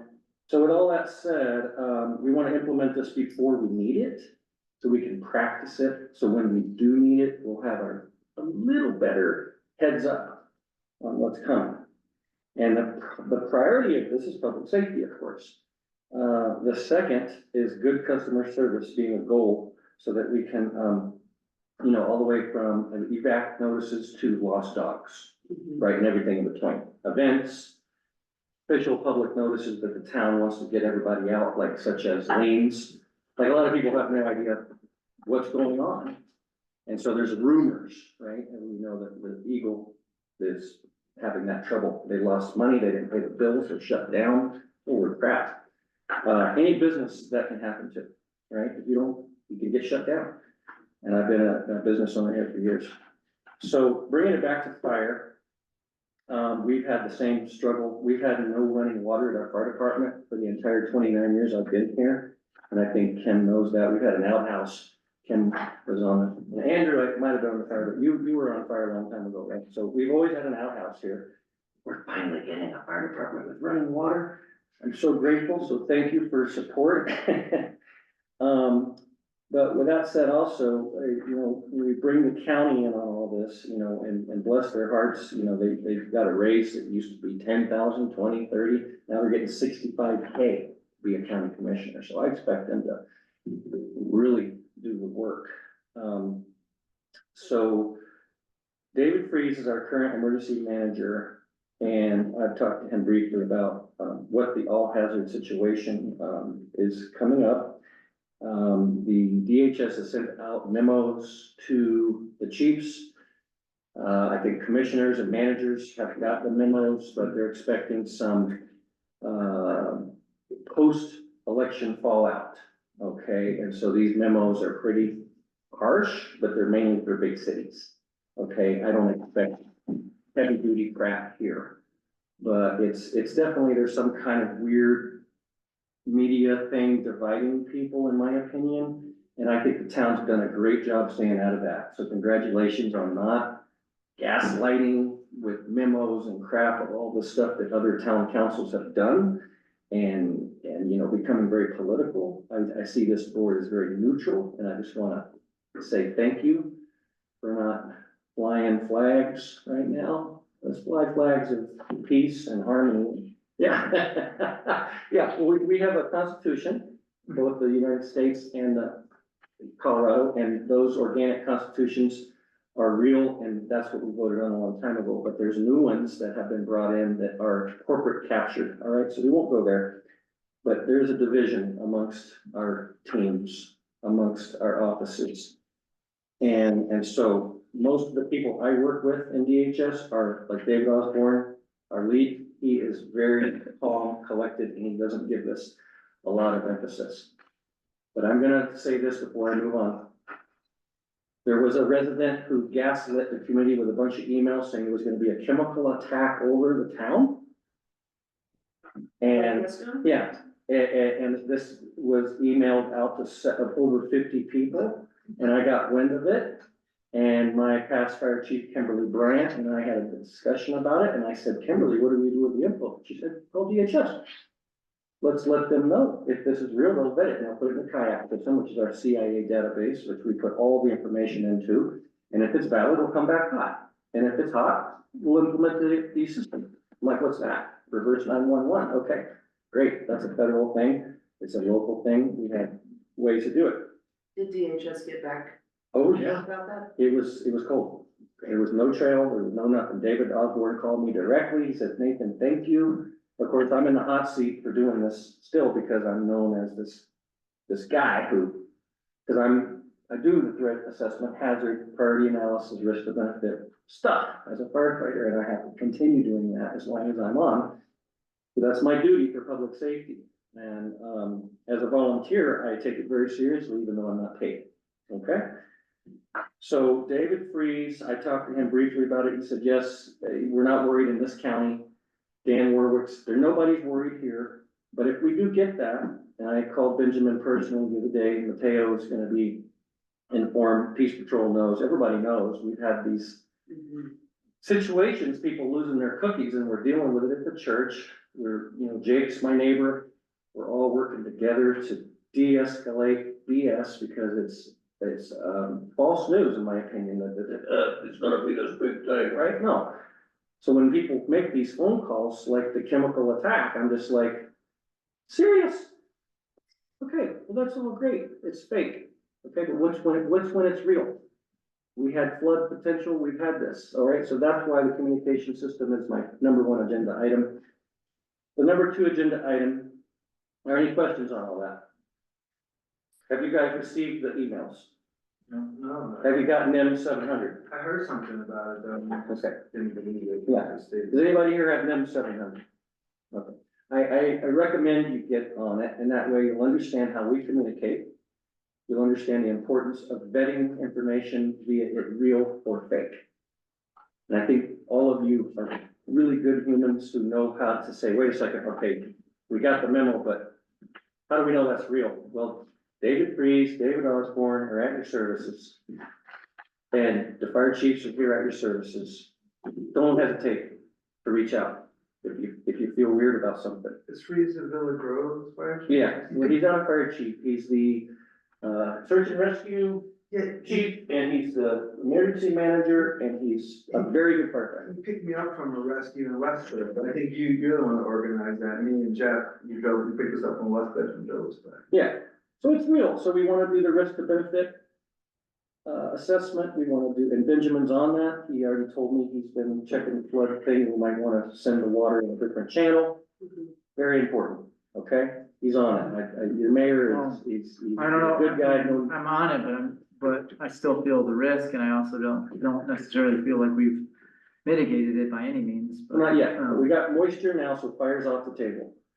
Risk assessment changes like the weather, okay, so when we don't have fire danger, we go, oh, I don't have to fear, maybe some structure fires, but we're not gonna have these catastrophic wildfires right now, okay?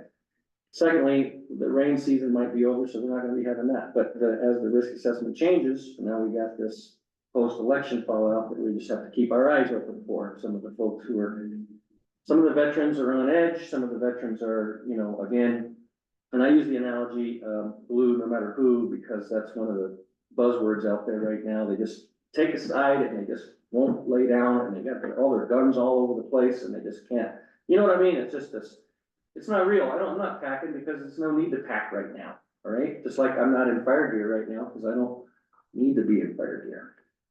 But again, the way we operate is we prepare prior to the need. So if something occurs, I know that I can be ready and I can get my stuff and be ready, right? Okay. So, yeah, so anyway, we're working at that, when the assessment comes and there's somebody freaking out at the church, and I'll just say it real quick. Just to cut you off here, we have a pretty long agenda, so we do need to move on. What's, as far as sending this meme 700, will you actually be able to do that? Send it to us so that we can, all, okay. Okay, That's, so we're getting that. yeah, it's like 40. The other thing I was thinking that would be good for the community or the board members is there was a thing called a salamander card. Mm-hmm. And it came up maybe like, I don't know, 4 years ago, and it's like a special card that you have that if town officials need to get into the town and closing it off, you have this way of getting in, and I think that's kind of an important thing for us if we're officials. Looks like that. Yeah, there's a settlement card, and this is a federal, accepted form of ID that identifies you, that we know you're not fake. Right, so I think it's a good thing that we should look at getting. Yeah, and we can issue one at the county, we have the equipment there. So, Sorry, will you find out about that one for us? yeah, and you guys will have, it won't be red for fire, but it'll be blue for town or whatever, or not blue, because that's for LEOs. But whatever it could be green, I don't know, they have color codes. As So. far as, communications, it seems that it's, we definitely have a ways to go. We communicate pretty well as a board, and, our meetings are really our only place that we can communicate to each other in a group, because of the open meetings law. Yeah, And so figuring out a system, is something that, I actually think that it's gonna have to do more with like sirens and things like that. And at one point I tried to have a thing where you have, and it sounds kind of crazy, but you have a series of fire cameras that pick up heat along the mountains, and anybody can tap into it at any time to look at it. It blocks out any houses, it blocks out people. It just knows to recognize pre-fire stuff, and I always thought that was and I've talked to, and so the previous fire chief cut it down and blocked it out, but this new fire chief is definitely more into it for the Baca. I haven't talked to Craig about it so much, but they were worried about privacy and all that, and I said, this is not about privacy, this is about protecting our town if something goes off, and we won't be able to see it unless, it's too late. So it's pre-catching it. yeah, and Matthew Bailey has air quality sensing equipment that can be integrated, it's just a fabulous thing. Yeah. So What- that's, yeah, that's so just to important. sum up your, what, is there a way you could sum it up with some points? Yeah, my point mainly is if I send an email out to the town, I would like to get a response, at least I got it. Or, we're including in the agenda, or, we don't have time for your agenda item or whatever, so I appreciate you. In the future, we have an agenda item request form. You can Okay. come in and fill that out. Gotcha. Yeah, I just, Dana and I had an informal talk at the coffee shop, she said, well, send the clerk, the email to the clerk. Yeah, I mean, So anyway, it's all good, but it's been years, been here 29 years and it's always changing. So anyway, as we move forward with whatever it is, I'm gonna recommend a simple email system first and a communications person who responds to emails officially. which we have, yeah. But it hasn't been done, because I've got so many emails in and there's never a response. Well, I don't think we've ever seen a correspondence from you necessarily, I mean, I haven't received. Yeah, So, exactly. but I mean, have it like- right here, it's sent. we have 2 emails, she has 2 emails that she Okay. runs. Okay. I mean, there's a lot, so, Well, it's just If you- interesting that my example today is shown. I sent an email and it wasn't received. but Yeah, that doesn't there. mean, yeah, if it's not received, that might be that you typed it wrong. Well, no, it says sent.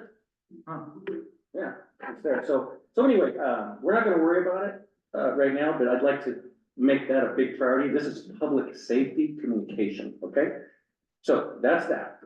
Real quick now, you don't have to say anything about this. So now, as you all know, there's a community, center team of people, it's still grassroots right now. Working to bring a large multipurpose building, central location, as you already know. We've had $1 million from FEMA already once. We've had, all kinds of great public, we have, 200 to 1 in favor of it. The building will serve, the same priority, which is, most important, public safety for, evacuation, emergencies and such, but then also for events and gatherings and communication.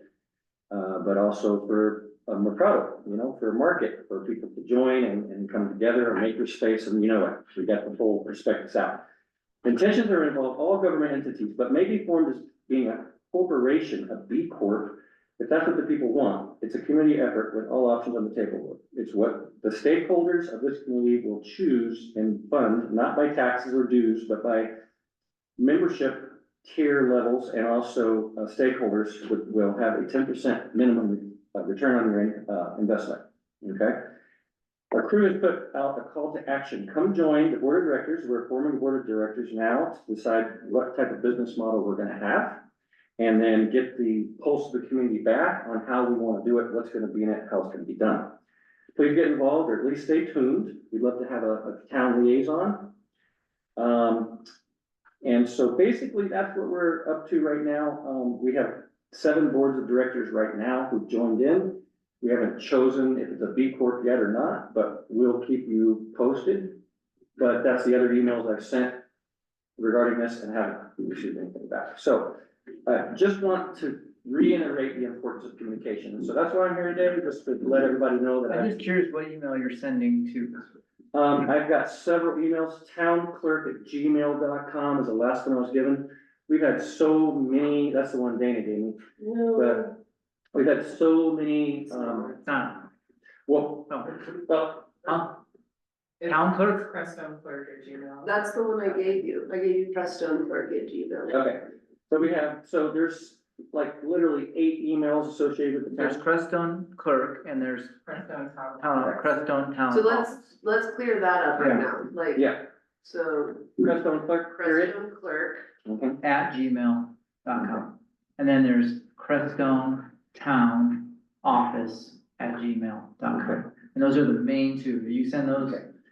Yeah, so I have like, because Akia, Allison, I mean, all the emails change. Yeah, they change. Right, they just constantly change. But now we have So a I send an an email. updated website with everything. I Right, mean, it's. well, I used the website last time and they bounced, right? So if we could get continuity where we stay instead of changing constantly, that would help. Like my emails stayed the same forever because that way I have continuity and all my people know me. I think part of But if the emails the constantly- continuity and Right. Right, so. We are really trying to develop that trust. And I really Trust. appreciate you Uh, for that, and I know you're working hard, so I'll end on that. Thank you. And we do have continuity with being open, so we are open from 9 Yes, until 2, yes. 4 days a week, every single day. Yeah. But you've And got, you've got the 2 emails now. Oh, yeah, there's so many emails, and I've sent out so many, and, but now that if they change again, then. The truth is, it probably is gonna change again, because legally we need to have a .gov email, but once we have that. But it can be forwarded. Okay, You good, can well, that, forward the other ones. that really shows what happened, and, so that's kind of. Yeah. Yeah, okay, thank you, Nathan. Yes, and thank you, Board. Nathan, appreciate it, yep, and thanks for, your volunteer work on that. Absolutely. Yeah, and if you could give us the course, so we can, It's for. You got it. She has the right email, so. So we're gonna move on to new business C, which is Crestone rate study. Sarah Everhart, is that something that we're supposed to be talking to her? She wanted to talk to you about the rate study that she's been doing on the sewer. Okay. I texted her to join the Zoom. Okay. but I haven't heard. Okay, so let's, Said she would be here today. let's get on, when she gets here, next we're on to, I need Dennis for this one. Richard's good. Into the bathroom, let's move on to, treasurer job. Oh, Dennis, are you ready to talk about dirt road snow plowing plan with Eddie High? Sure, yeah. Is there gonna be here?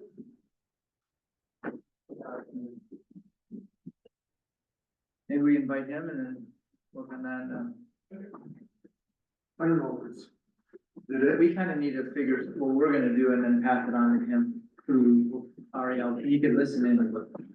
He claimed that he wanted to, possibly do like, almost like a, like if he knows it's gonna snow, he would have a way of staying here and getting up as early as he needs to in order to do snow plowing. I don't know if it's something we want, or thanks, Nathan. And a couple things came to my mind after we talked about that last time. Getting a leg up on it is definitely a good thing. Looking at an extended forecast, we already had some conversation with Swatch and trying to coordinate when they were coming. Also notifying them and possibly there was no snow where they were at, but we were getting plowed out here. But we never talked about, Eddie staying here, and is he gonna be on the clock when he's doing that? See, I don't know about that, I think it's, I think he volunteered that he would stay here off the clock, and then as soon as he starts his work, he'd be on the clock. Like he wants to sleep in the office? That's what he claimed to me, he said it would be something he'd totally be willing to do, so that he doesn't have to, you know, He might not be obviously, able to get here. 4 in the morning or whatever, right? And where's he coming? Yeah, he is. Just a Baca, but if it's a snow that is, you know, covering the Baca, you get snowed in. You know, if he's willing to do that, I guess that's all right, but I know people on call are generally paid. Well, we could ask him, and I mean, that's all I would say is that if he stays here, he's not on the clock, he's just, it's not on call really, I think he's more just trying to make it so it's more of a convenience for him Yeah. to just get up and start moving. But Yeah, we could tell I him that. guess if he would be on call if he had to, you know, leave at any time versus like just starting his normal workday. Right? He just said that it was the way he wanted to do it, is what I got. You I mean, know, we should, let's schedule a public works meeting, Okay. ask him to be, and let's get a little bit more detail on what we expect and what he's talking about, Okay. and then we'll go on from there. Okay. Yeah, when did we hear that from him? Remember, do you remember that? The last one. Yeah, it's off. Was it? Started to bring that. Was it Public Works or staff? I think it was a staff meeting. I thought it was the public works. I don't know if it I haven't seen him at Maybe a it public was- works meeting, was staff meeting. yeah, he's never been to a public. I had brought it up at staff meeting. That's all. Yeah, Okay. So let's plan that. We gotta do it soon. Do we wanna schedule that now? Yeah.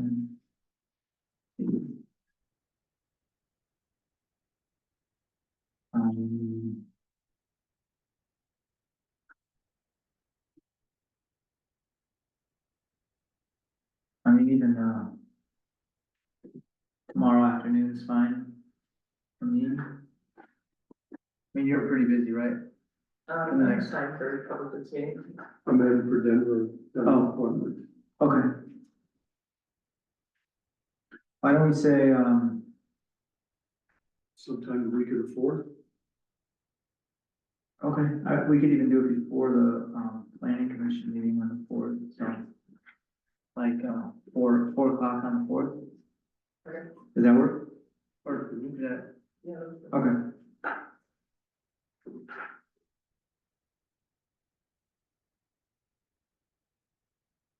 So we have all these committees, Sean, and we can really only have two people two trustees on the committees unless we notice meetings.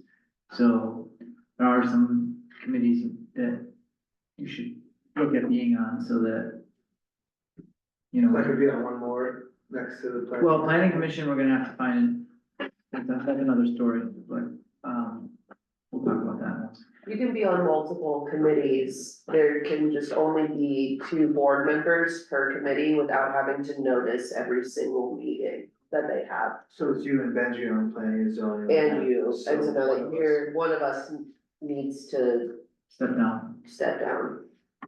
and we'll find another, We can figure that out. right, I will. if- this, yeah, well, this is a more important board. Okay. I mean, the planning commission is great and it's something we need to have and it's by law, we have to have it. I would also step down. All right, well, We can talk about it and we'll figure it out. so I'm bringing this up because Dennis and I are in Public Works as well as RAL, and then we work with the Public Works, directly, you know, to try to get a little more oversight that doesn't happen in the board meetings as much. So that's part of the idea, that those meetings are designed specifically to sum up what we're doing so that the board meetings are shorter. Doesn't always happen. Okay, 4 o'clock on that Monday, got it. Next, Crestone rate study is still not happening. Job posting review. So Ariel created a job posting for the treasurer. That's all. With Dennis's help, it's really actually very thorough. I make a motion to approve the treasurer job posting.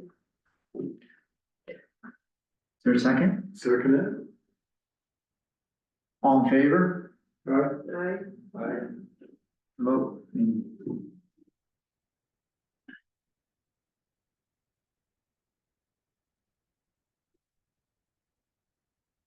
Okay, next we have IGA.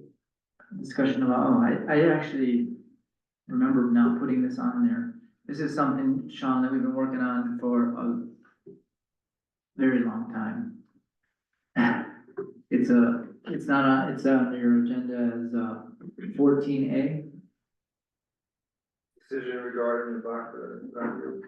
Yeah, Yeah, this one would require probably, a week's worth of study just to catch up. So we're gonna discuss it a little bit, but the agreement that is in this folder is the most current agreement that Seth has sent us. Is that correct? I haven't seen anything after that. Right. And it did look like some of the things we had talked about had been kind of amended. I think, is Adam suggested you're gonna take that agreement and have a public meeting, Mhm, or a meeting with the public? mhm. And specifically talk about the agreement.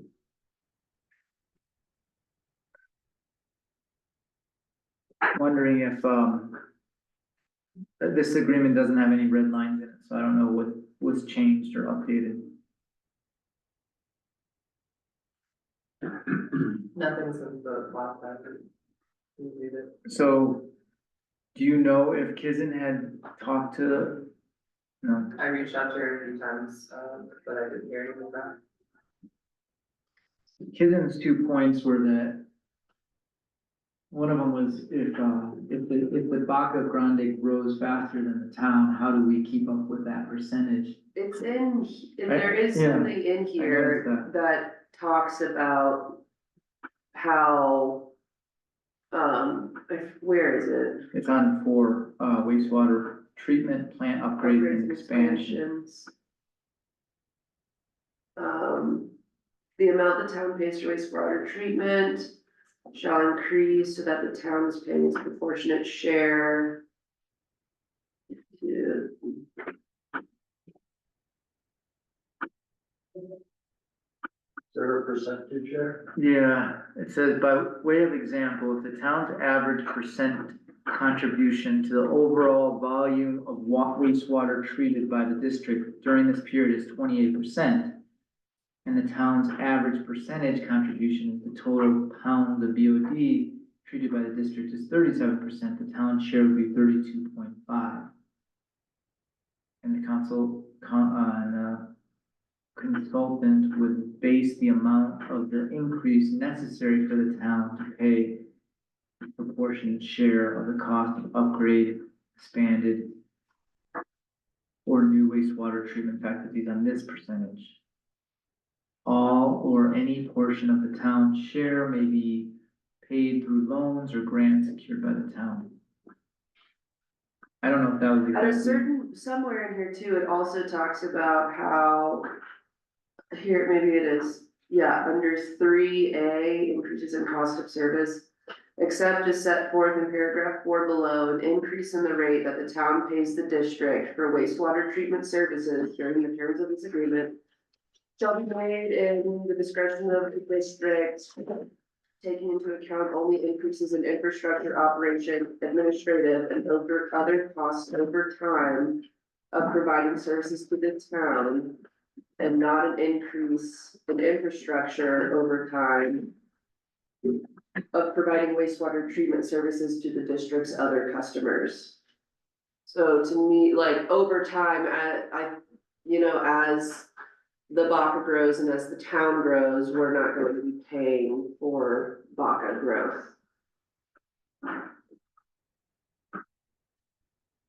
Right, Which I think was Kizer's concern. it was, but I don't know if that was, Yeah, I don't know if that totally covers it. I thought, I don't wanna speak for her, but I thought when her concerns were, when we talked about the possibility of maneuvering the, monies for the grant that we have for the sewer extension, and if those money to Baca, and if that happened, to make sure that we have some way for the future of knowing that that had been done. well, there was that too, there was 2 points, yeah. And I'm not seeing that at all on here, But I don't know if that's gonna be a possibility anymore. But I haven't heard it wasn't. Either. you know anything about that, whether it doesn't seem like we have an updated version of this proposal based on Kizen's 2 points that she made that were kind of important, actually. So should we wait on that? I mean, I think Kizen's out for like another couple weeks at least, if not more, but she still probably could send an email over to, Yeah, let's get that confirmed, installed in there, and, come back to it. yeah. Okay. Okay. That's all we can do, because, Yeah, I mean, we could, if Kizen hasn't sent an email, one of us could send an email to Seth, kind of. I mean, do we feel like we can lay out their concerns?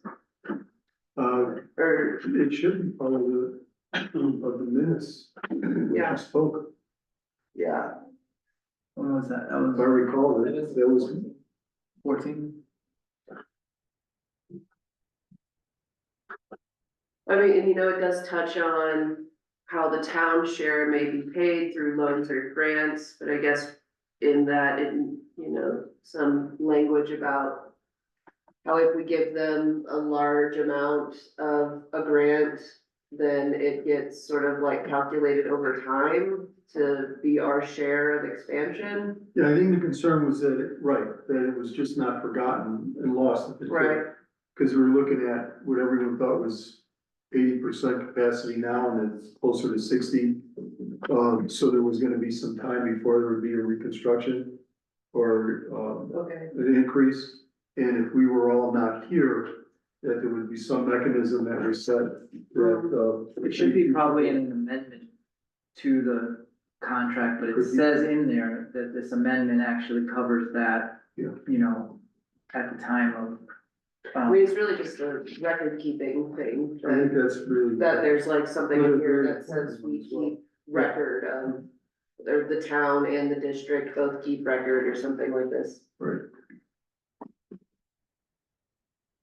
Dana, do you wanna email the attorney? I can email Seth, and those. Maybe even you could call Kizin and ask if she wants to, like before you send it. I don't, yeah, I think I can get his number. I'll send it. Yeah.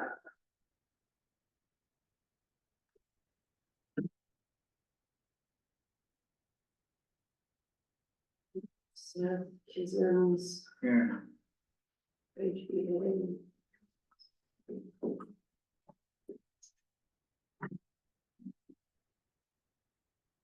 You said that was at the 14th meeting? I didn't see it.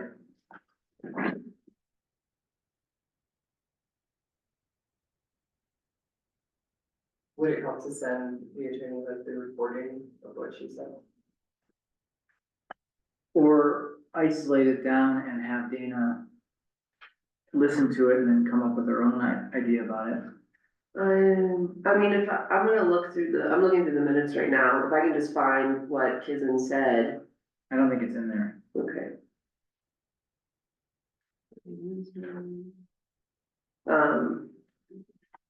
But, or I can just get, or Kizin can text me a synopsis and I can send it if that is easier. I just sent you her number.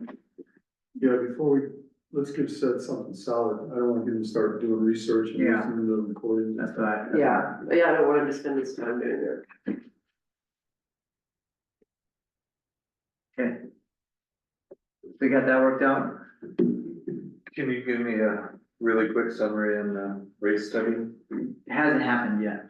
Alright, moving. We're waiting on Sarah to get on there. Sean was sworn in while you were gone. And he got his, oath.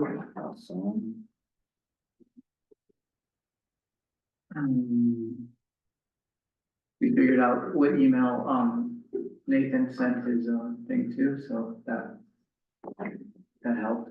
That was probably the most, what we got the most. Did he give a presentation? Community center? A little bit on that, a little bit on us taking a NEM 700 course, which is like a communication course, I guess, for out. And then the other thing is I really want us all to maybe look at getting those salamander cards. They're like a card that if for some reason they close the town down, that we can still get back in.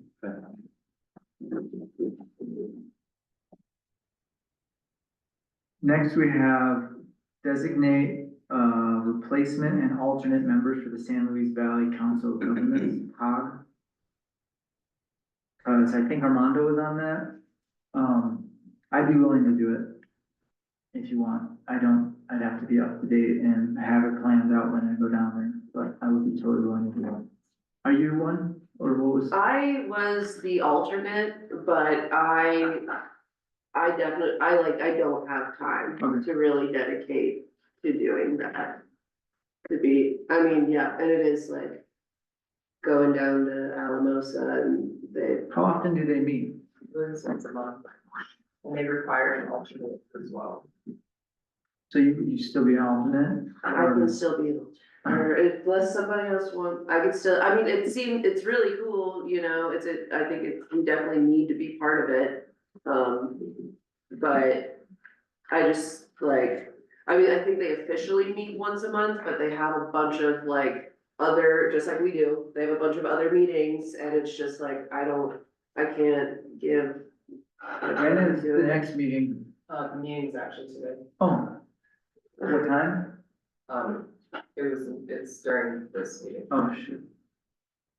Okay, I've been in communication with them, they know that you're making a decision today. okay.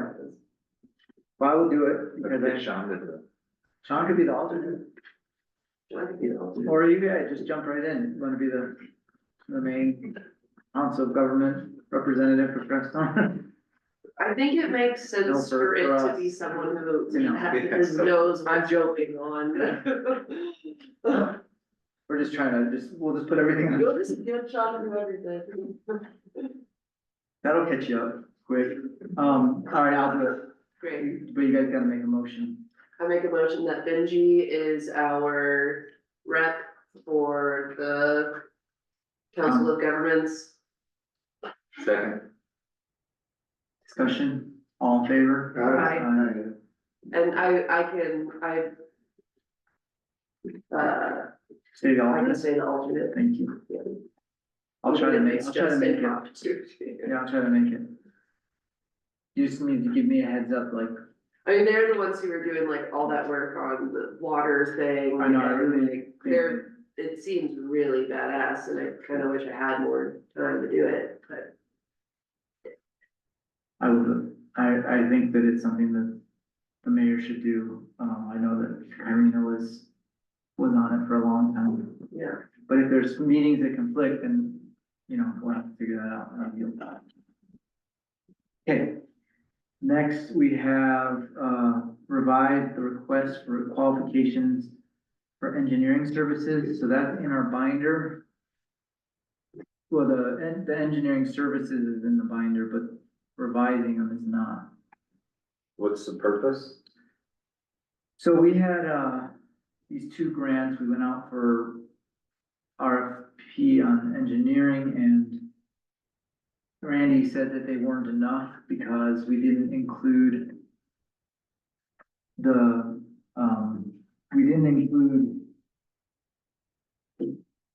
how do you say it? We didn't include that whether they can actually handle the grant and manage the grant, as being part of the bid. So, Well, yeah, it was that, and there was also, we needed to make a decision on how far we were gonna go and not go with that. And I thought I had the right drawing board done. But that's the next agenda item yeah, after Dennis, the one Dennis is bringing up is after what. we have two. One is for. What are these? First one actually is for the, Qualifications. the first one I think is for the town hall. Right? Well, the first item C, you're just looking for us to include in probably both of them, Right. both of the projects, that we need the engineer to be qualified to manage the grant.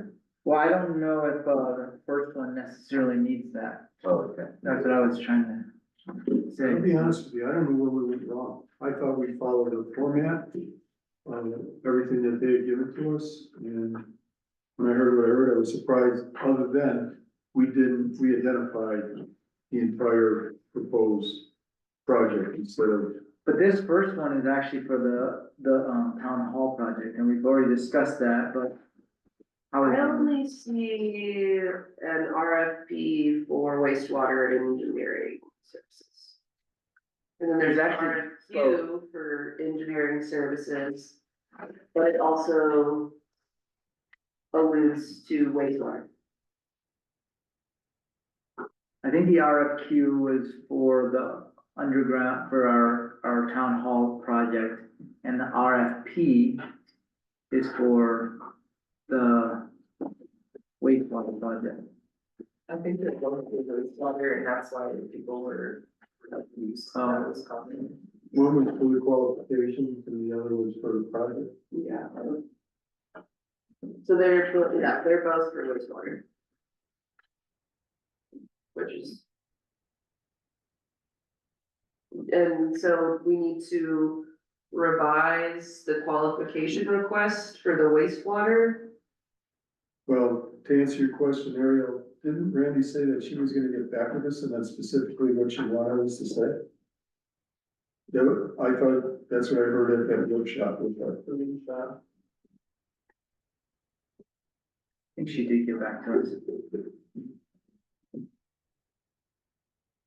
And part of that was for us to come up with a decision on what we're gonna do, how much we were gonna do. Right. Which we decided, didn't we?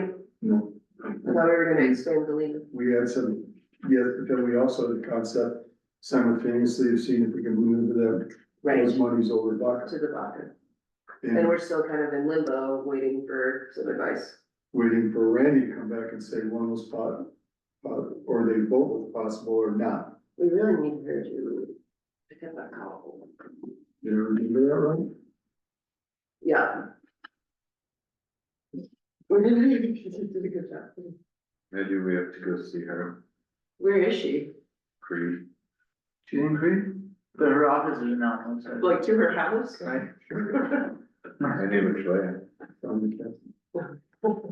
Okay.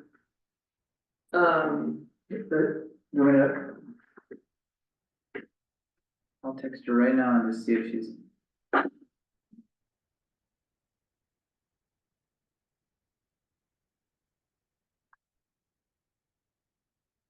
I thought that she specifically just wanted us to add in something about the qualifications for CBDG grants that allows them to basically manage the grant. I think that was part of it. Yeah. Yeah. And it was, everything else was good, that was the only thing, Oh, okay.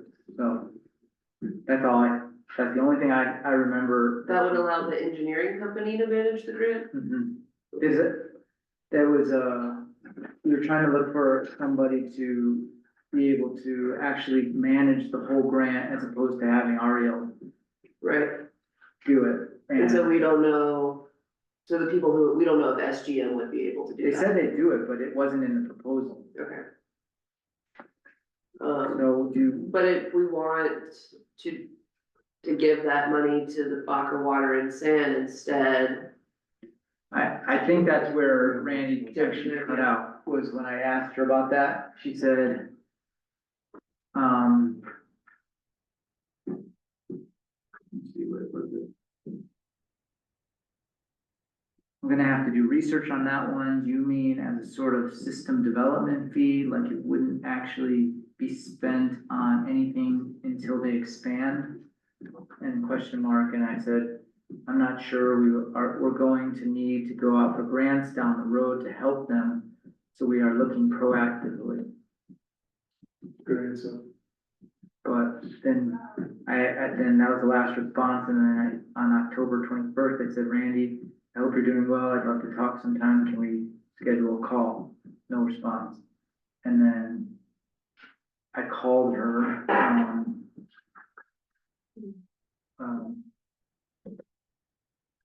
I mean, I thought if they had improvements to make now, that it might apply to that as well. I just don't know if they have improvements to make. Everybody's got improvements to make.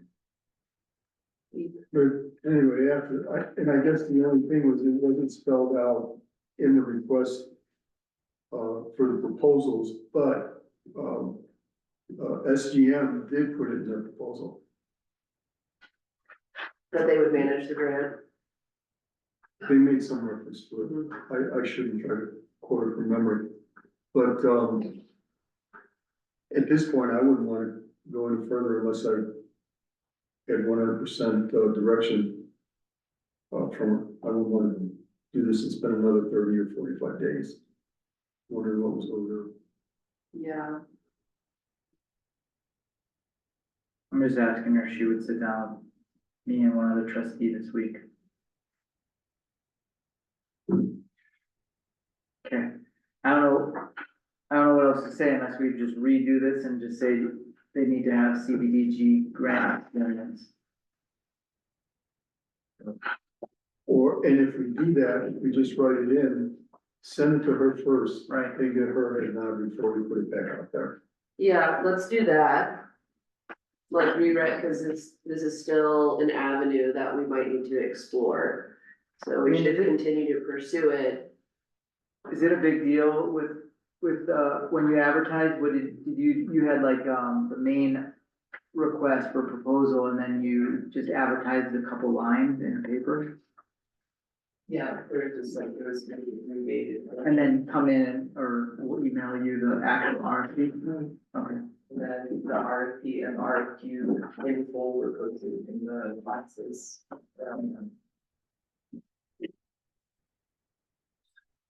You think we could do that again?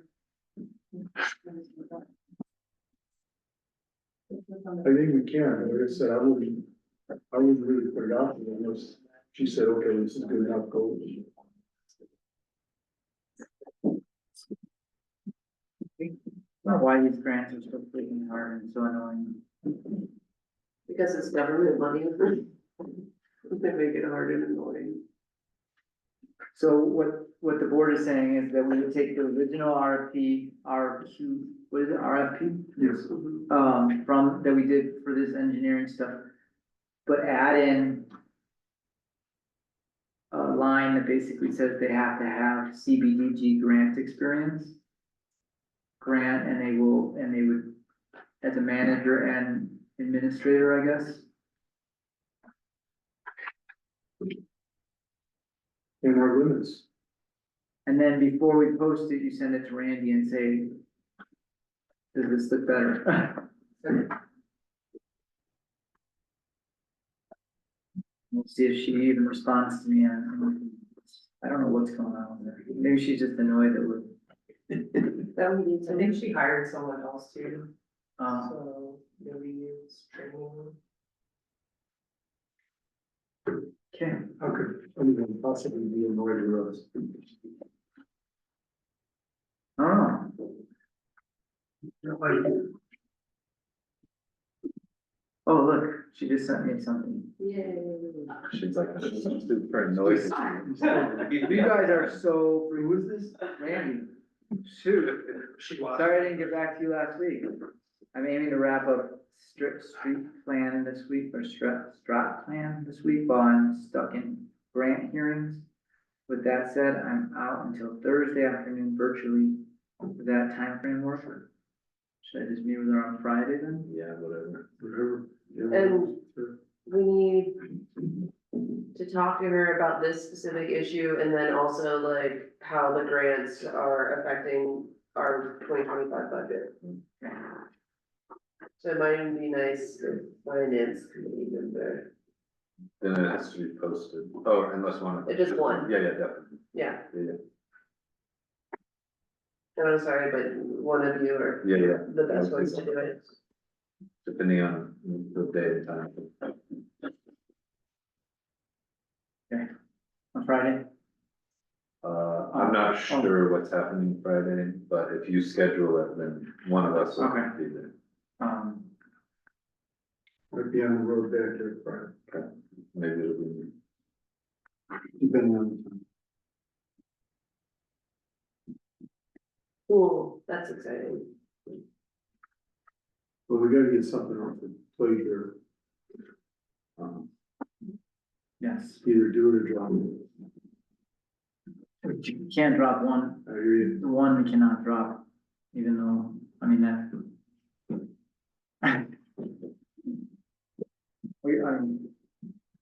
But I think we're getting places with it.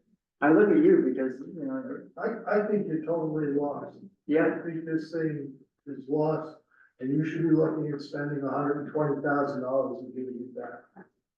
Because I don't think you can do the grant and accomplish it. even if we do the minimum. The absolute minimum, just the, The one I just saw, I didn't realize you'd already decided on SGM. we didn't decide on them, Okay, they're over $20,000 more than Davis was.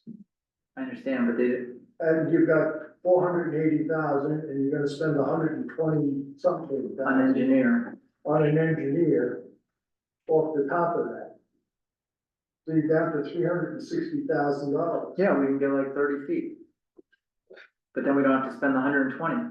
You don't have to spend 120, but you don't accomplish what the grant required. But that's why, I mean, they have to know that. We would never be, even with the amount that we had initially was given, we wouldn't be able to, Could have done, couldn't have done it. that's right. So I mean, we're already at a disadvantage, but that's what I'm gonna, if we can get it adjusted and If they, you can get the money given away, is the only saving grace I see.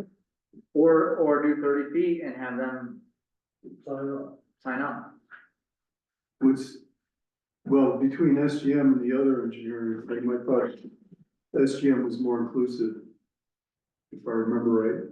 And the other thing is, I don't know how it got approved in the very first place, the scope of that project. It was like the rest of the damn town. nobody likes the word, but I believe you thought Oh, it I was know. wrong, that's all. I mean, I don't know why the state didn't see it. Because the state doesn't anymore. And this is the federal grant, It's silly. Yeah. It's silly that we have to keep dealing with it and they won't just. We gotta bring it to some conclusion. And enough is enough. We'll explain more later. It's been ongoing since Leslie was here. We have 3 grants that are carrying over and we're just trying to figure out how to get through them. Okay, moving along, we are on to letter of intent to join, which we've already done. Thank you, Sean, for being here. Public Works, I don't have a report from them, but he's been submitting his timesheets, he's been working on, the project he's giving him, or Andrew has given him, they were really closely together. He did finish the rug removal from upstairs, and he's gonna give me a quote for flooring to present to you guys about that. I don't know if there's anything else. Did you say anything about the subsurface or underneath carpet? Was that- he said it wasn't that bad, but Yeah, I have I don't some know. pictures to read that. Only other public works thing I think of is the boiler, was inspected in this building and the inspector broke part of the boiler, so he's going to get us new sensors and fix that. He said it was gonna happen last week, but, I just don't believe the parts came in that fast. The inspector broke it. Yeah, so we had to put out like actual heaters in the office to just try and keep it I thought warm. it's cold in here. Did they give you a time frame on how quickly they're gonna fix it for you guys? He said he would have the parts and fix it, by Friday, but Kim, do you know what, do you know Andrew and what he wants to continue to do as far as work for us? How does that work? I mean, you bring him in here to talk, but Yeah, that'd probably be the best, get it from the horse's mouth. He's been dealing with health issues, but it seems like we had to unlock the basement for a part for the boiler, and there was nothing around, so of course, gone over and unlocked it. He does little things all the time, I don't know, like, Nice.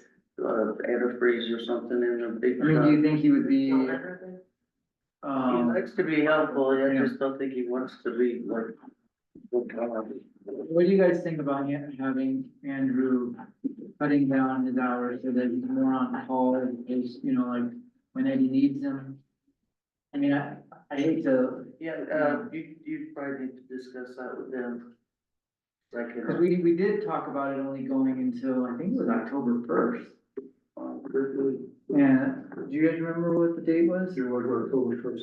October 1st, and now we're into, one more month and.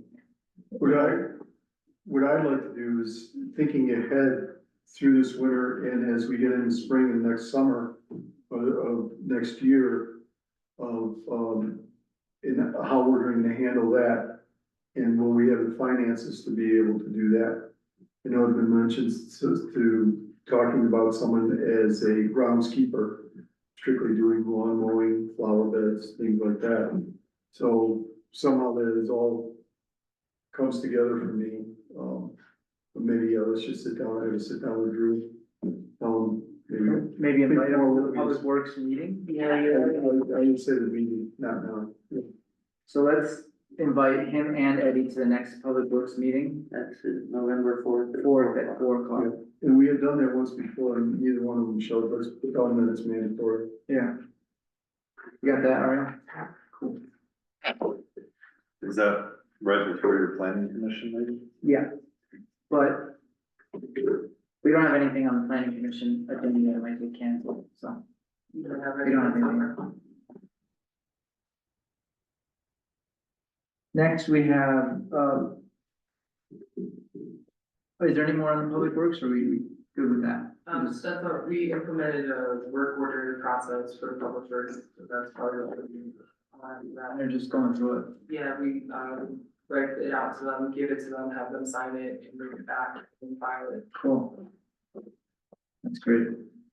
What about spending? Do they have a thing where they, like, for purchase orders, or is that not going right now? Kim never implemented the purchase order system. I can start doing that, but really what happens now is they come and they ask for the card. They tell us what they're going to buy, and then they bring the card and the receipt back, and then I review those and code it. Gotcha. Yeah. You guys happy with that system, or do you want something even further right now? I think it's fine for now, and then when we have a treasurer, maybe we can implement a new system. Okay. No, You don't like it? no, You wanna You want purchase a it? form? yeah, I mean, but listen, I'm willing to compromise, you know, Otherwise, let's just get through this hurdle and. For sure, I would like to talk more about how we would like that implemented, because how I've used purchase orders in the past wasn't necessarily the same. We didn't use it for just like basic purchases with the card. We did it when we were like ordering like in bulk kind of things, So I would just. Yeah, and the reason why it got started almost a year ago now was because there was some speculation that maybe things weren't, number one, going into the right line item when they were purchased, and some overspending on some items as well. Yeah. The accountability again. Yeah, so you're just looking for an extra layer of like documentation. Yeah. For purchases. could be a half sheet of paper, right? A half sheet. Well, he gave us the book, he gave us the purchase order book with all the carbon copies.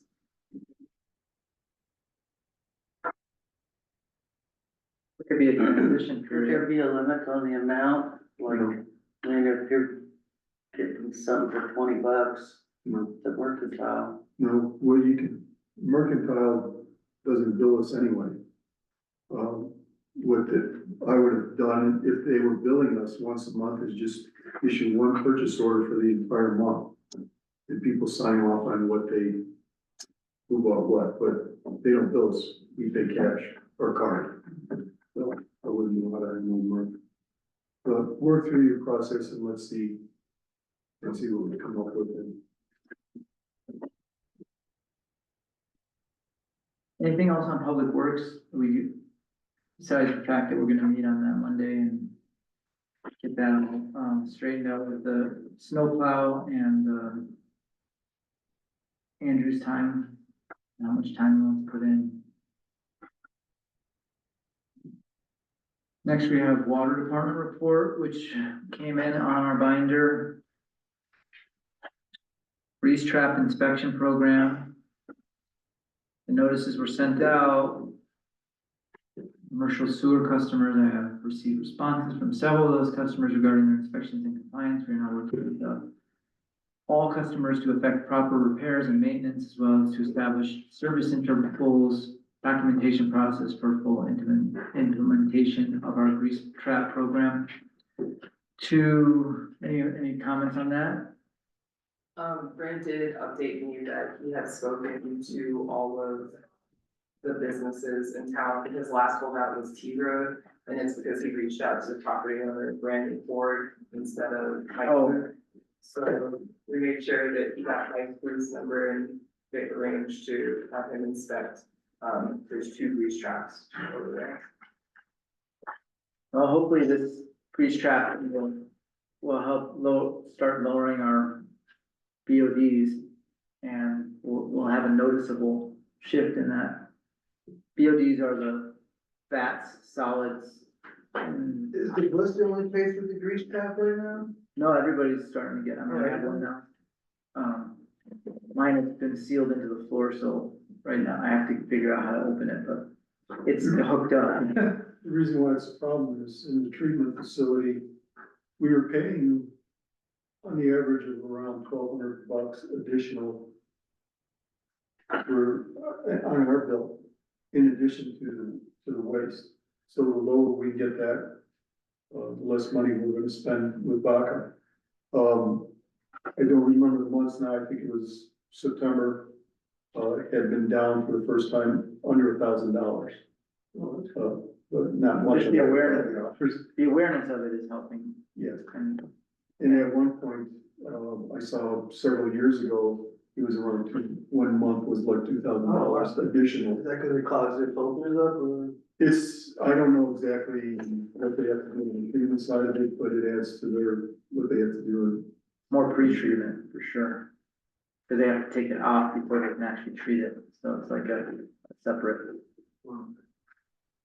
But it's kind of a big deal, so now all the commercial businesses have to implement, and then we're gonna kind of isolate down and see what's.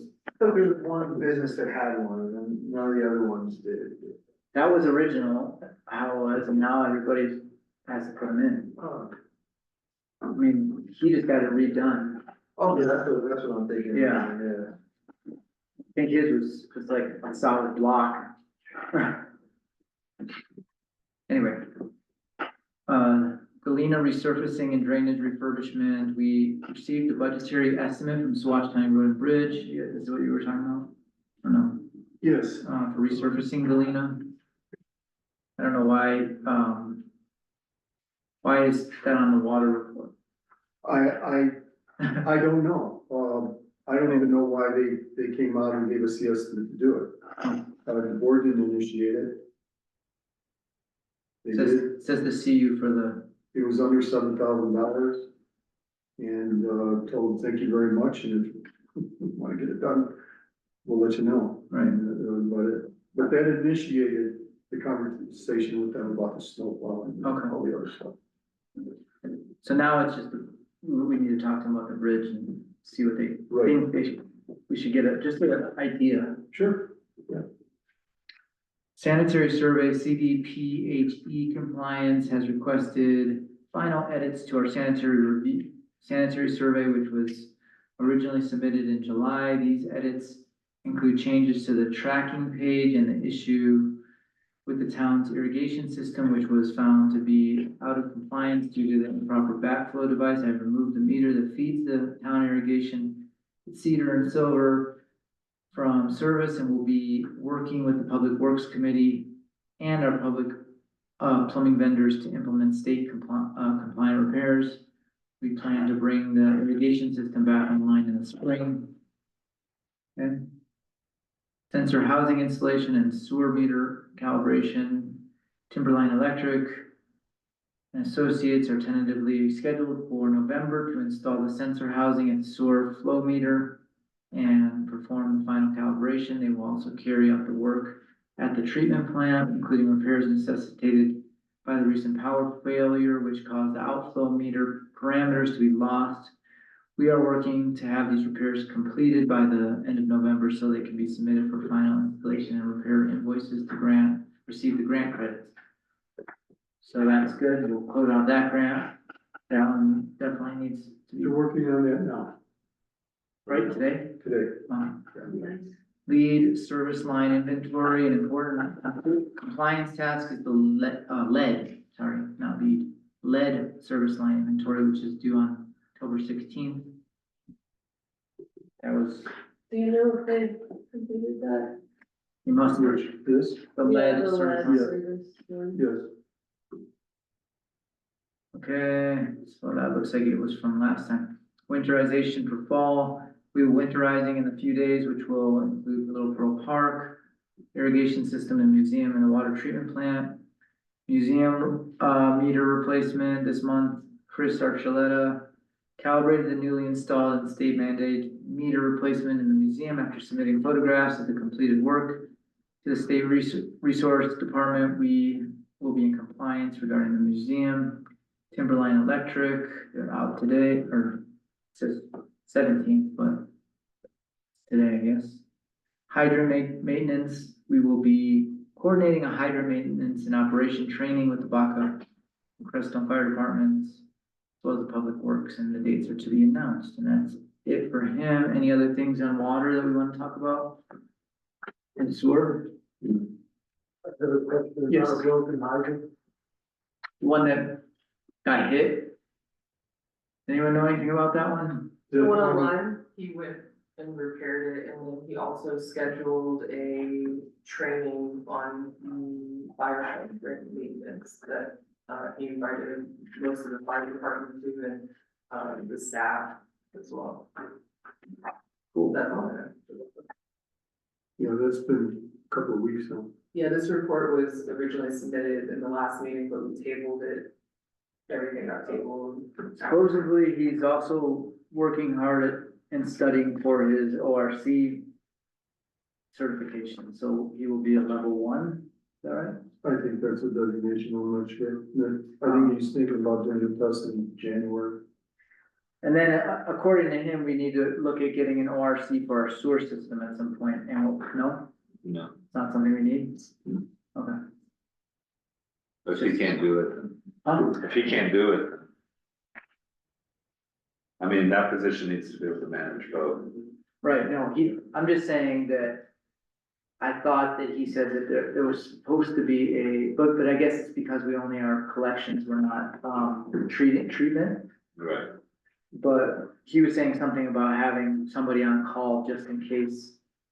And that was Brett, not Brent, but Brett, and that, once he's done, like, getting through his learning process, that we could actually ask Brett to help us on call for sewer. I think that's what he was trying to do. Yeah, I think we've established that relationship in an emergency situation. We've got a good man in here, and we can use it. So just so Sean's aware, we have Brett and Brent. Brett is our ORC, comes from Colorado Springs, or no, Colorado Poncha Springs. And he's like a super certified, high level ORC, which is a compliance officer for water and sanitation. But we need to have someone always on staff for our water system. And then there's Brent, who's the water department head, and they work together on. Brent is here. Brent is here. And Brent is being trained to become an ORC so that we don't have to hire Brett anymore, but there's still gonna be an on-call relationships. Brent's last name? Brent Vander. Okay. Vander, yeah. Sometimes we call him Gregory, because it's confusing. Andrew, we're gonna, discuss, public works stuff on Monday at 4, Okay. next Monday. And that is, we're gonna go through a couple of things, so I just wanna let you know. So we really want you guys to be there. Oh, this is it. Cool. That's 2005. I thought there was one. What is it, the drainage report? Ariel, did you get through that I sent you? Yes, I know. Okay. Maybe, I think this might be in digital format, anyone, this is pretty detailed, it's a 2005 drainage report from Davis Engineering.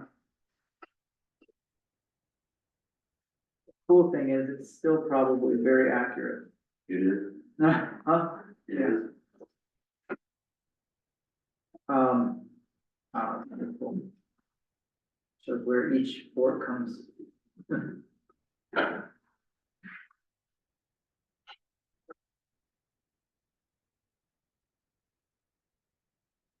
I remember seeing this in digital, but can I get to see put into digital format? No, she'll give it back to you. Or file it. I'll put it back up in the. Okay. I have a quick question before we wrap up. Do you have any update on the unemployment claims? Yeah. Not really, it's on my to-do list, for sure. Is it something that they're on you about, or is it like, No, it was something I brought to the finance committee, Miguel, Gretchen, and Scott are all claiming unemployment in town. In particular, Miguel and Scott had like excessive claims that have been paid out. They're not being paid from town, paid a percentage right, of it, but it's still high even in, from the Department of Labor, the person I spoke to, she thought like that was high. She said we could retroactively go back and appeal all of their individual claims and payments.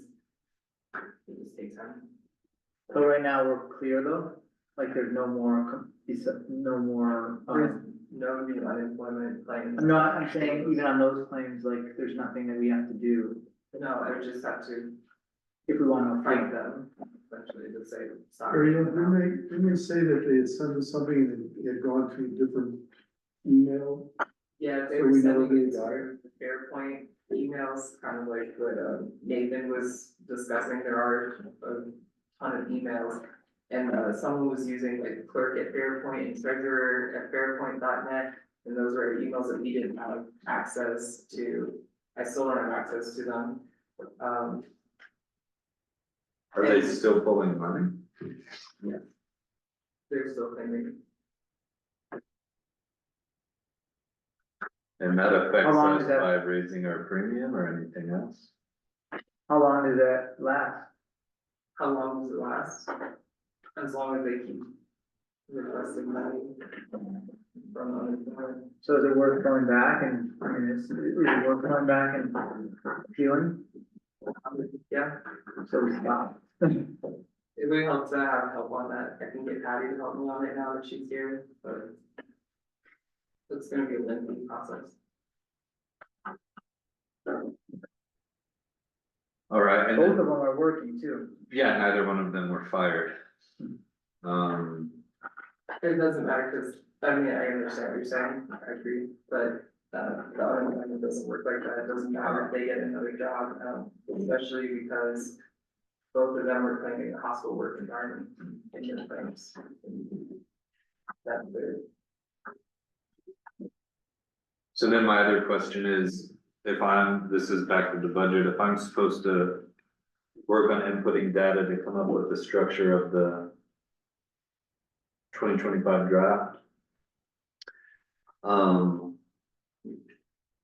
I guess I want to know if it's legal and okay for me to have access to Andrea and access to the QuickBooks from home. Because I could sit there at 10 o'clock and work on this. I don't know. Probably. Sounds reasonable. yeah, you're. I'm gonna go ahead and ask Lauren. What do He's you, gonna say what no. do you know about that? I'm gonna bite my tongue. Until later? Because if you're gonna stop biting your tongue later, could you share what you think of that now? I think we should get any, and have access to any and all information you can get. I am the budget officer. So if you've got access to it, everybody's talking about security. Yeah. You're giving access to people to all of your financial information. Right. And I just heard you giving access to somebody nobody's ever even met.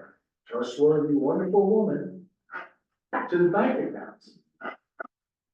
Top of my head, sounds like insanity to me. Sure. Well, it seemed kind of strange that they don't have levels of security on the bank account, but there should be a way that you can, you know, be able to view and not, I mean, obviously you can't change things on the bank accounts.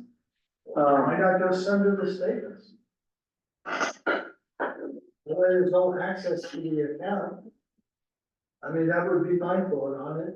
She shouldn't be able to do anything. I mean, how does that work as far as like, So I definitely agree with Yeah. that. I don't think she should be able to affect any change in our bank's But having access to information, however that looks, even if it is printed reports. So if I can access QuickBooks Online as a budget officer, that seems appropriate to me. I'm not I guess I'm a signature on the bank, but I don't know anything about accessing. I don't even know, I think it's First Southwest.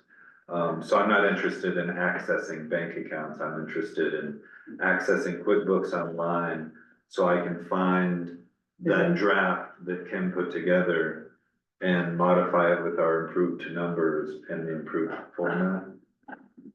And I'd like to be able to access Andrea to say, maybe for up to an hour, so I could text her and say, how do I change that, this or that?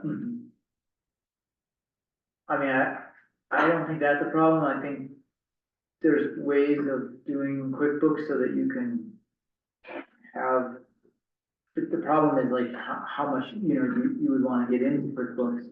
Right, I don't wanna get into the profit and loss, I Right. don't wanna get into anything really except for, but I don't know. She if did I send can- us a budget, outline, did you get that one? No, Okay, like in the past 2 days or a week ago? like, not that long ago, let's see. We're gonna send it after the meeting. Yeah, she sent it, it's, here it is.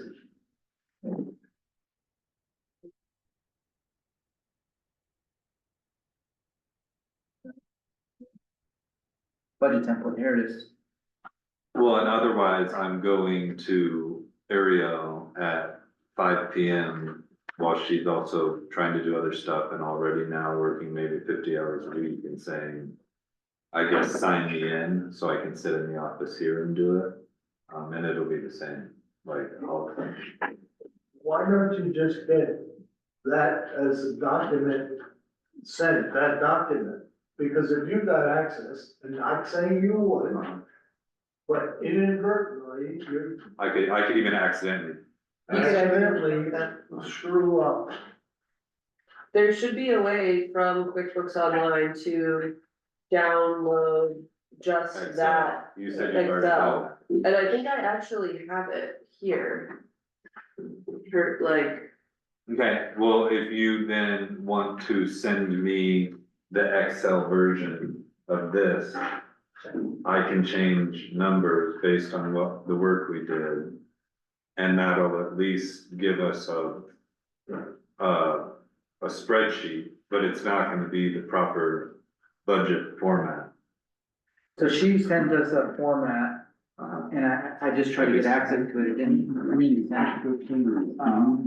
some reason, it came up that I needed to get more access or something here, where is it? Yeah, I think you So I clicked on this and then it said, you need access, Okay, and then I clicked on request access, and then now I get to get. Point being, I think we should maybe switch eventually we should switch over to a different format. what A a, Google Sheet format or something. under QuickBooks, I think you could get remote access, but it will be under a view, no edit. So that way, you can play with the numbers on the screen and all that, and then when you back out, it just goes back to its normal program. Huh. Except that he needs to actually be switching, cause this came out of QuickBooks, is what you're saying? this came out of QuickBooks as far as I know. So if she sends me the spreadsheet, I can adjust numbers, and then we'll have that raw data that,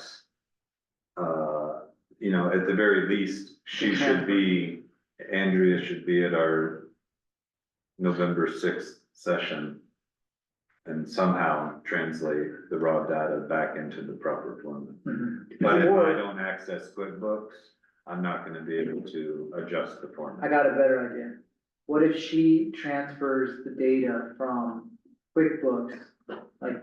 I have the paste it- spreadsheet. Like I have the 2025 budget spreadsheet, Kim sent it to me, like the day after. And is it, what is it, in sheets or what? It's in an Excel sheet, Oh, and I can send it to you right now. Sure, send it What's your email, Adam? to me. J. I don't know. I'm sorry, J. J.A. Kinney. Doesn't it pop up? I don't know why it doesn't. I guess we don't. Then I have don't that. know what it is. J.A. Kinney. Kenny.com, Crestone@gmail.com. All right, well, I'll start with that and not come into the office in the next 3 days. And then she needs to be at our November 6th session or something. And even if I can collect that or input the new data in the next 4 days, if I can email it to her and she can put it into proper format. So, As for the access to the bank accounts, should I be giving her access? I think you could, I think you could say, can we just send you statements? Then, I mean, it's definitely more work on her, I just don't know, see, the thing is, it's like access include, I'm wondering if there's a way to have a secondary access that she can read stuff and not do transfers or. It would have to be that. We'd have to probably call the bank Yeah. and tell them like just tell them what's going on. And that this person needs to be able to get information that they're not authorized. At Aventa, when Aventa was running, you could actually do that, where you actually had settings, in their settings, you could give people access to your accounts, but not, to be able to view it, but not change anything. I'm pretty sure that Southwest Title probably had, or Southwest Bank was. First Southwest. Probably had that option, so I'll work with you after the meeting. On that. Okay. All right, lastly, I have Randy, she wants to either meet on Friday at 10 or 2. If it was 2, would you be able to be here? Fine with us. I can do it at 2. And do you want to do it here on Zoom with her? And then we notice it as a work session? Oh, sure, if you have more than me. Yeah. Awesome. 10 o'clock 2 o'clock. or 2 o'clock Friday, all right. 2, And somebody invite, oh no, Andrew doesn't have to be there.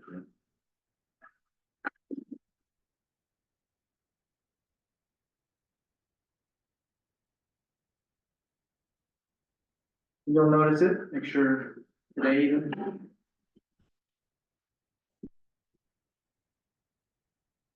Are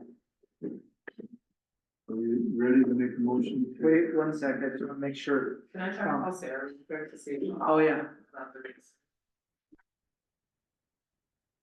Can I give a partial, works report? Oh, yeah, please. Okay, both our tractors are down right now. One's down to the factory recall. Our new one, the John Deere, something to do with the front, brakes going out and causing problems, which I understand. And our other one, I don't know if we wore a pump out on it or whatever, so I'm working on that one. Hopefully it's just a pump or something. Cause we replaced some hydraulic lines on it that were leaking and maybe the extra pressure just sent the pump over the edge. And hopefully it's an external pump, cause if it has to do with anything of cracking the case, pulling the tractor in two where everything is that, I can't do that. So So then we'd have to bring it down to trailer it? we trailer it to one of the repair shops and see what they can do. Is it something that we need for this year? We need one of them for this year or what? Well, that takes us down to the truck and the ATV for plowing. You use the green one? We use the green tractor because we get the sidewalks and we remove the snow out and pile it off. So the recall on that, can we bring that down quickly? No, they said, don't take it to the dealer because the parts, they're manufacturing them right now. Oh, And they will call us when the parts come. I have a question, are you saying the tractor is not running? Oh, it runs. Okay, so it's on recall, but it's still usable. It's still usable, but I just want to be really cautious with it in town, cause the problem they put there, that the brakes go out, that it loses brakes. And I don't know if it's the internal clutch package, if that's their brake, or, you know, so. You just dropped the bucket. Well, yeah, but, it's going to require two people when that thing's running, just to keep an eye on it. What's coming up, what's going out, you know. So, that's really all I have to tell right now. Okay. So wait, I'm just scheduling Friday at 2 for Randy here. That's the first. That's a finance meeting. Finance, it's a work session, grant, called grant review. I'm open to employment opportunities for it. Good track. And then will you be here? All right, will you be able to be here or, yeah? Yeah. I know it's, which is, we need help with the Zoom. Anybody want to listen in? Just- What did you call it? It's a grant review. Methods. Yeah. Oh, yeah. The only other thing was the thing with Sarah, it's a, she was supposed to give us a heads up, like a, report on the rate study. So she's not, I called her, she didn't. she didn't, I guess we're gonna have to.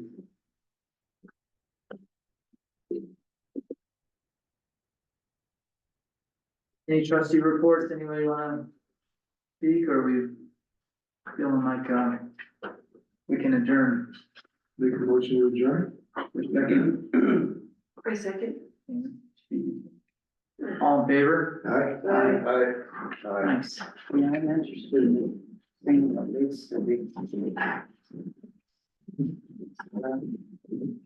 know, I think we all are. She had questions about it. The other one? Get out of here.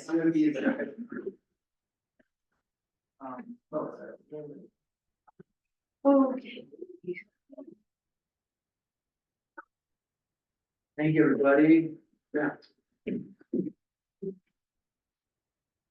Thanks for the help with, getting that brush loaded up. Oh, yeah, no problem. That was great. That worked out, that was actually perfect timing, like, Matt dropped it off as, basically as Eddie was pulling up. So, it worked out great. Dana was it okay with that living wisdom thing? Did that work out okay? Yeah, it worked out okay, Kirsten sent me an email and Ariel and I talked about it and, yeah, I think it was fine, they just need to like communicate with us better, but us being the neighbors. Yeah. But yeah, It's still recording, wasn't. you're still recording. I'm trying to figure it out. Okay.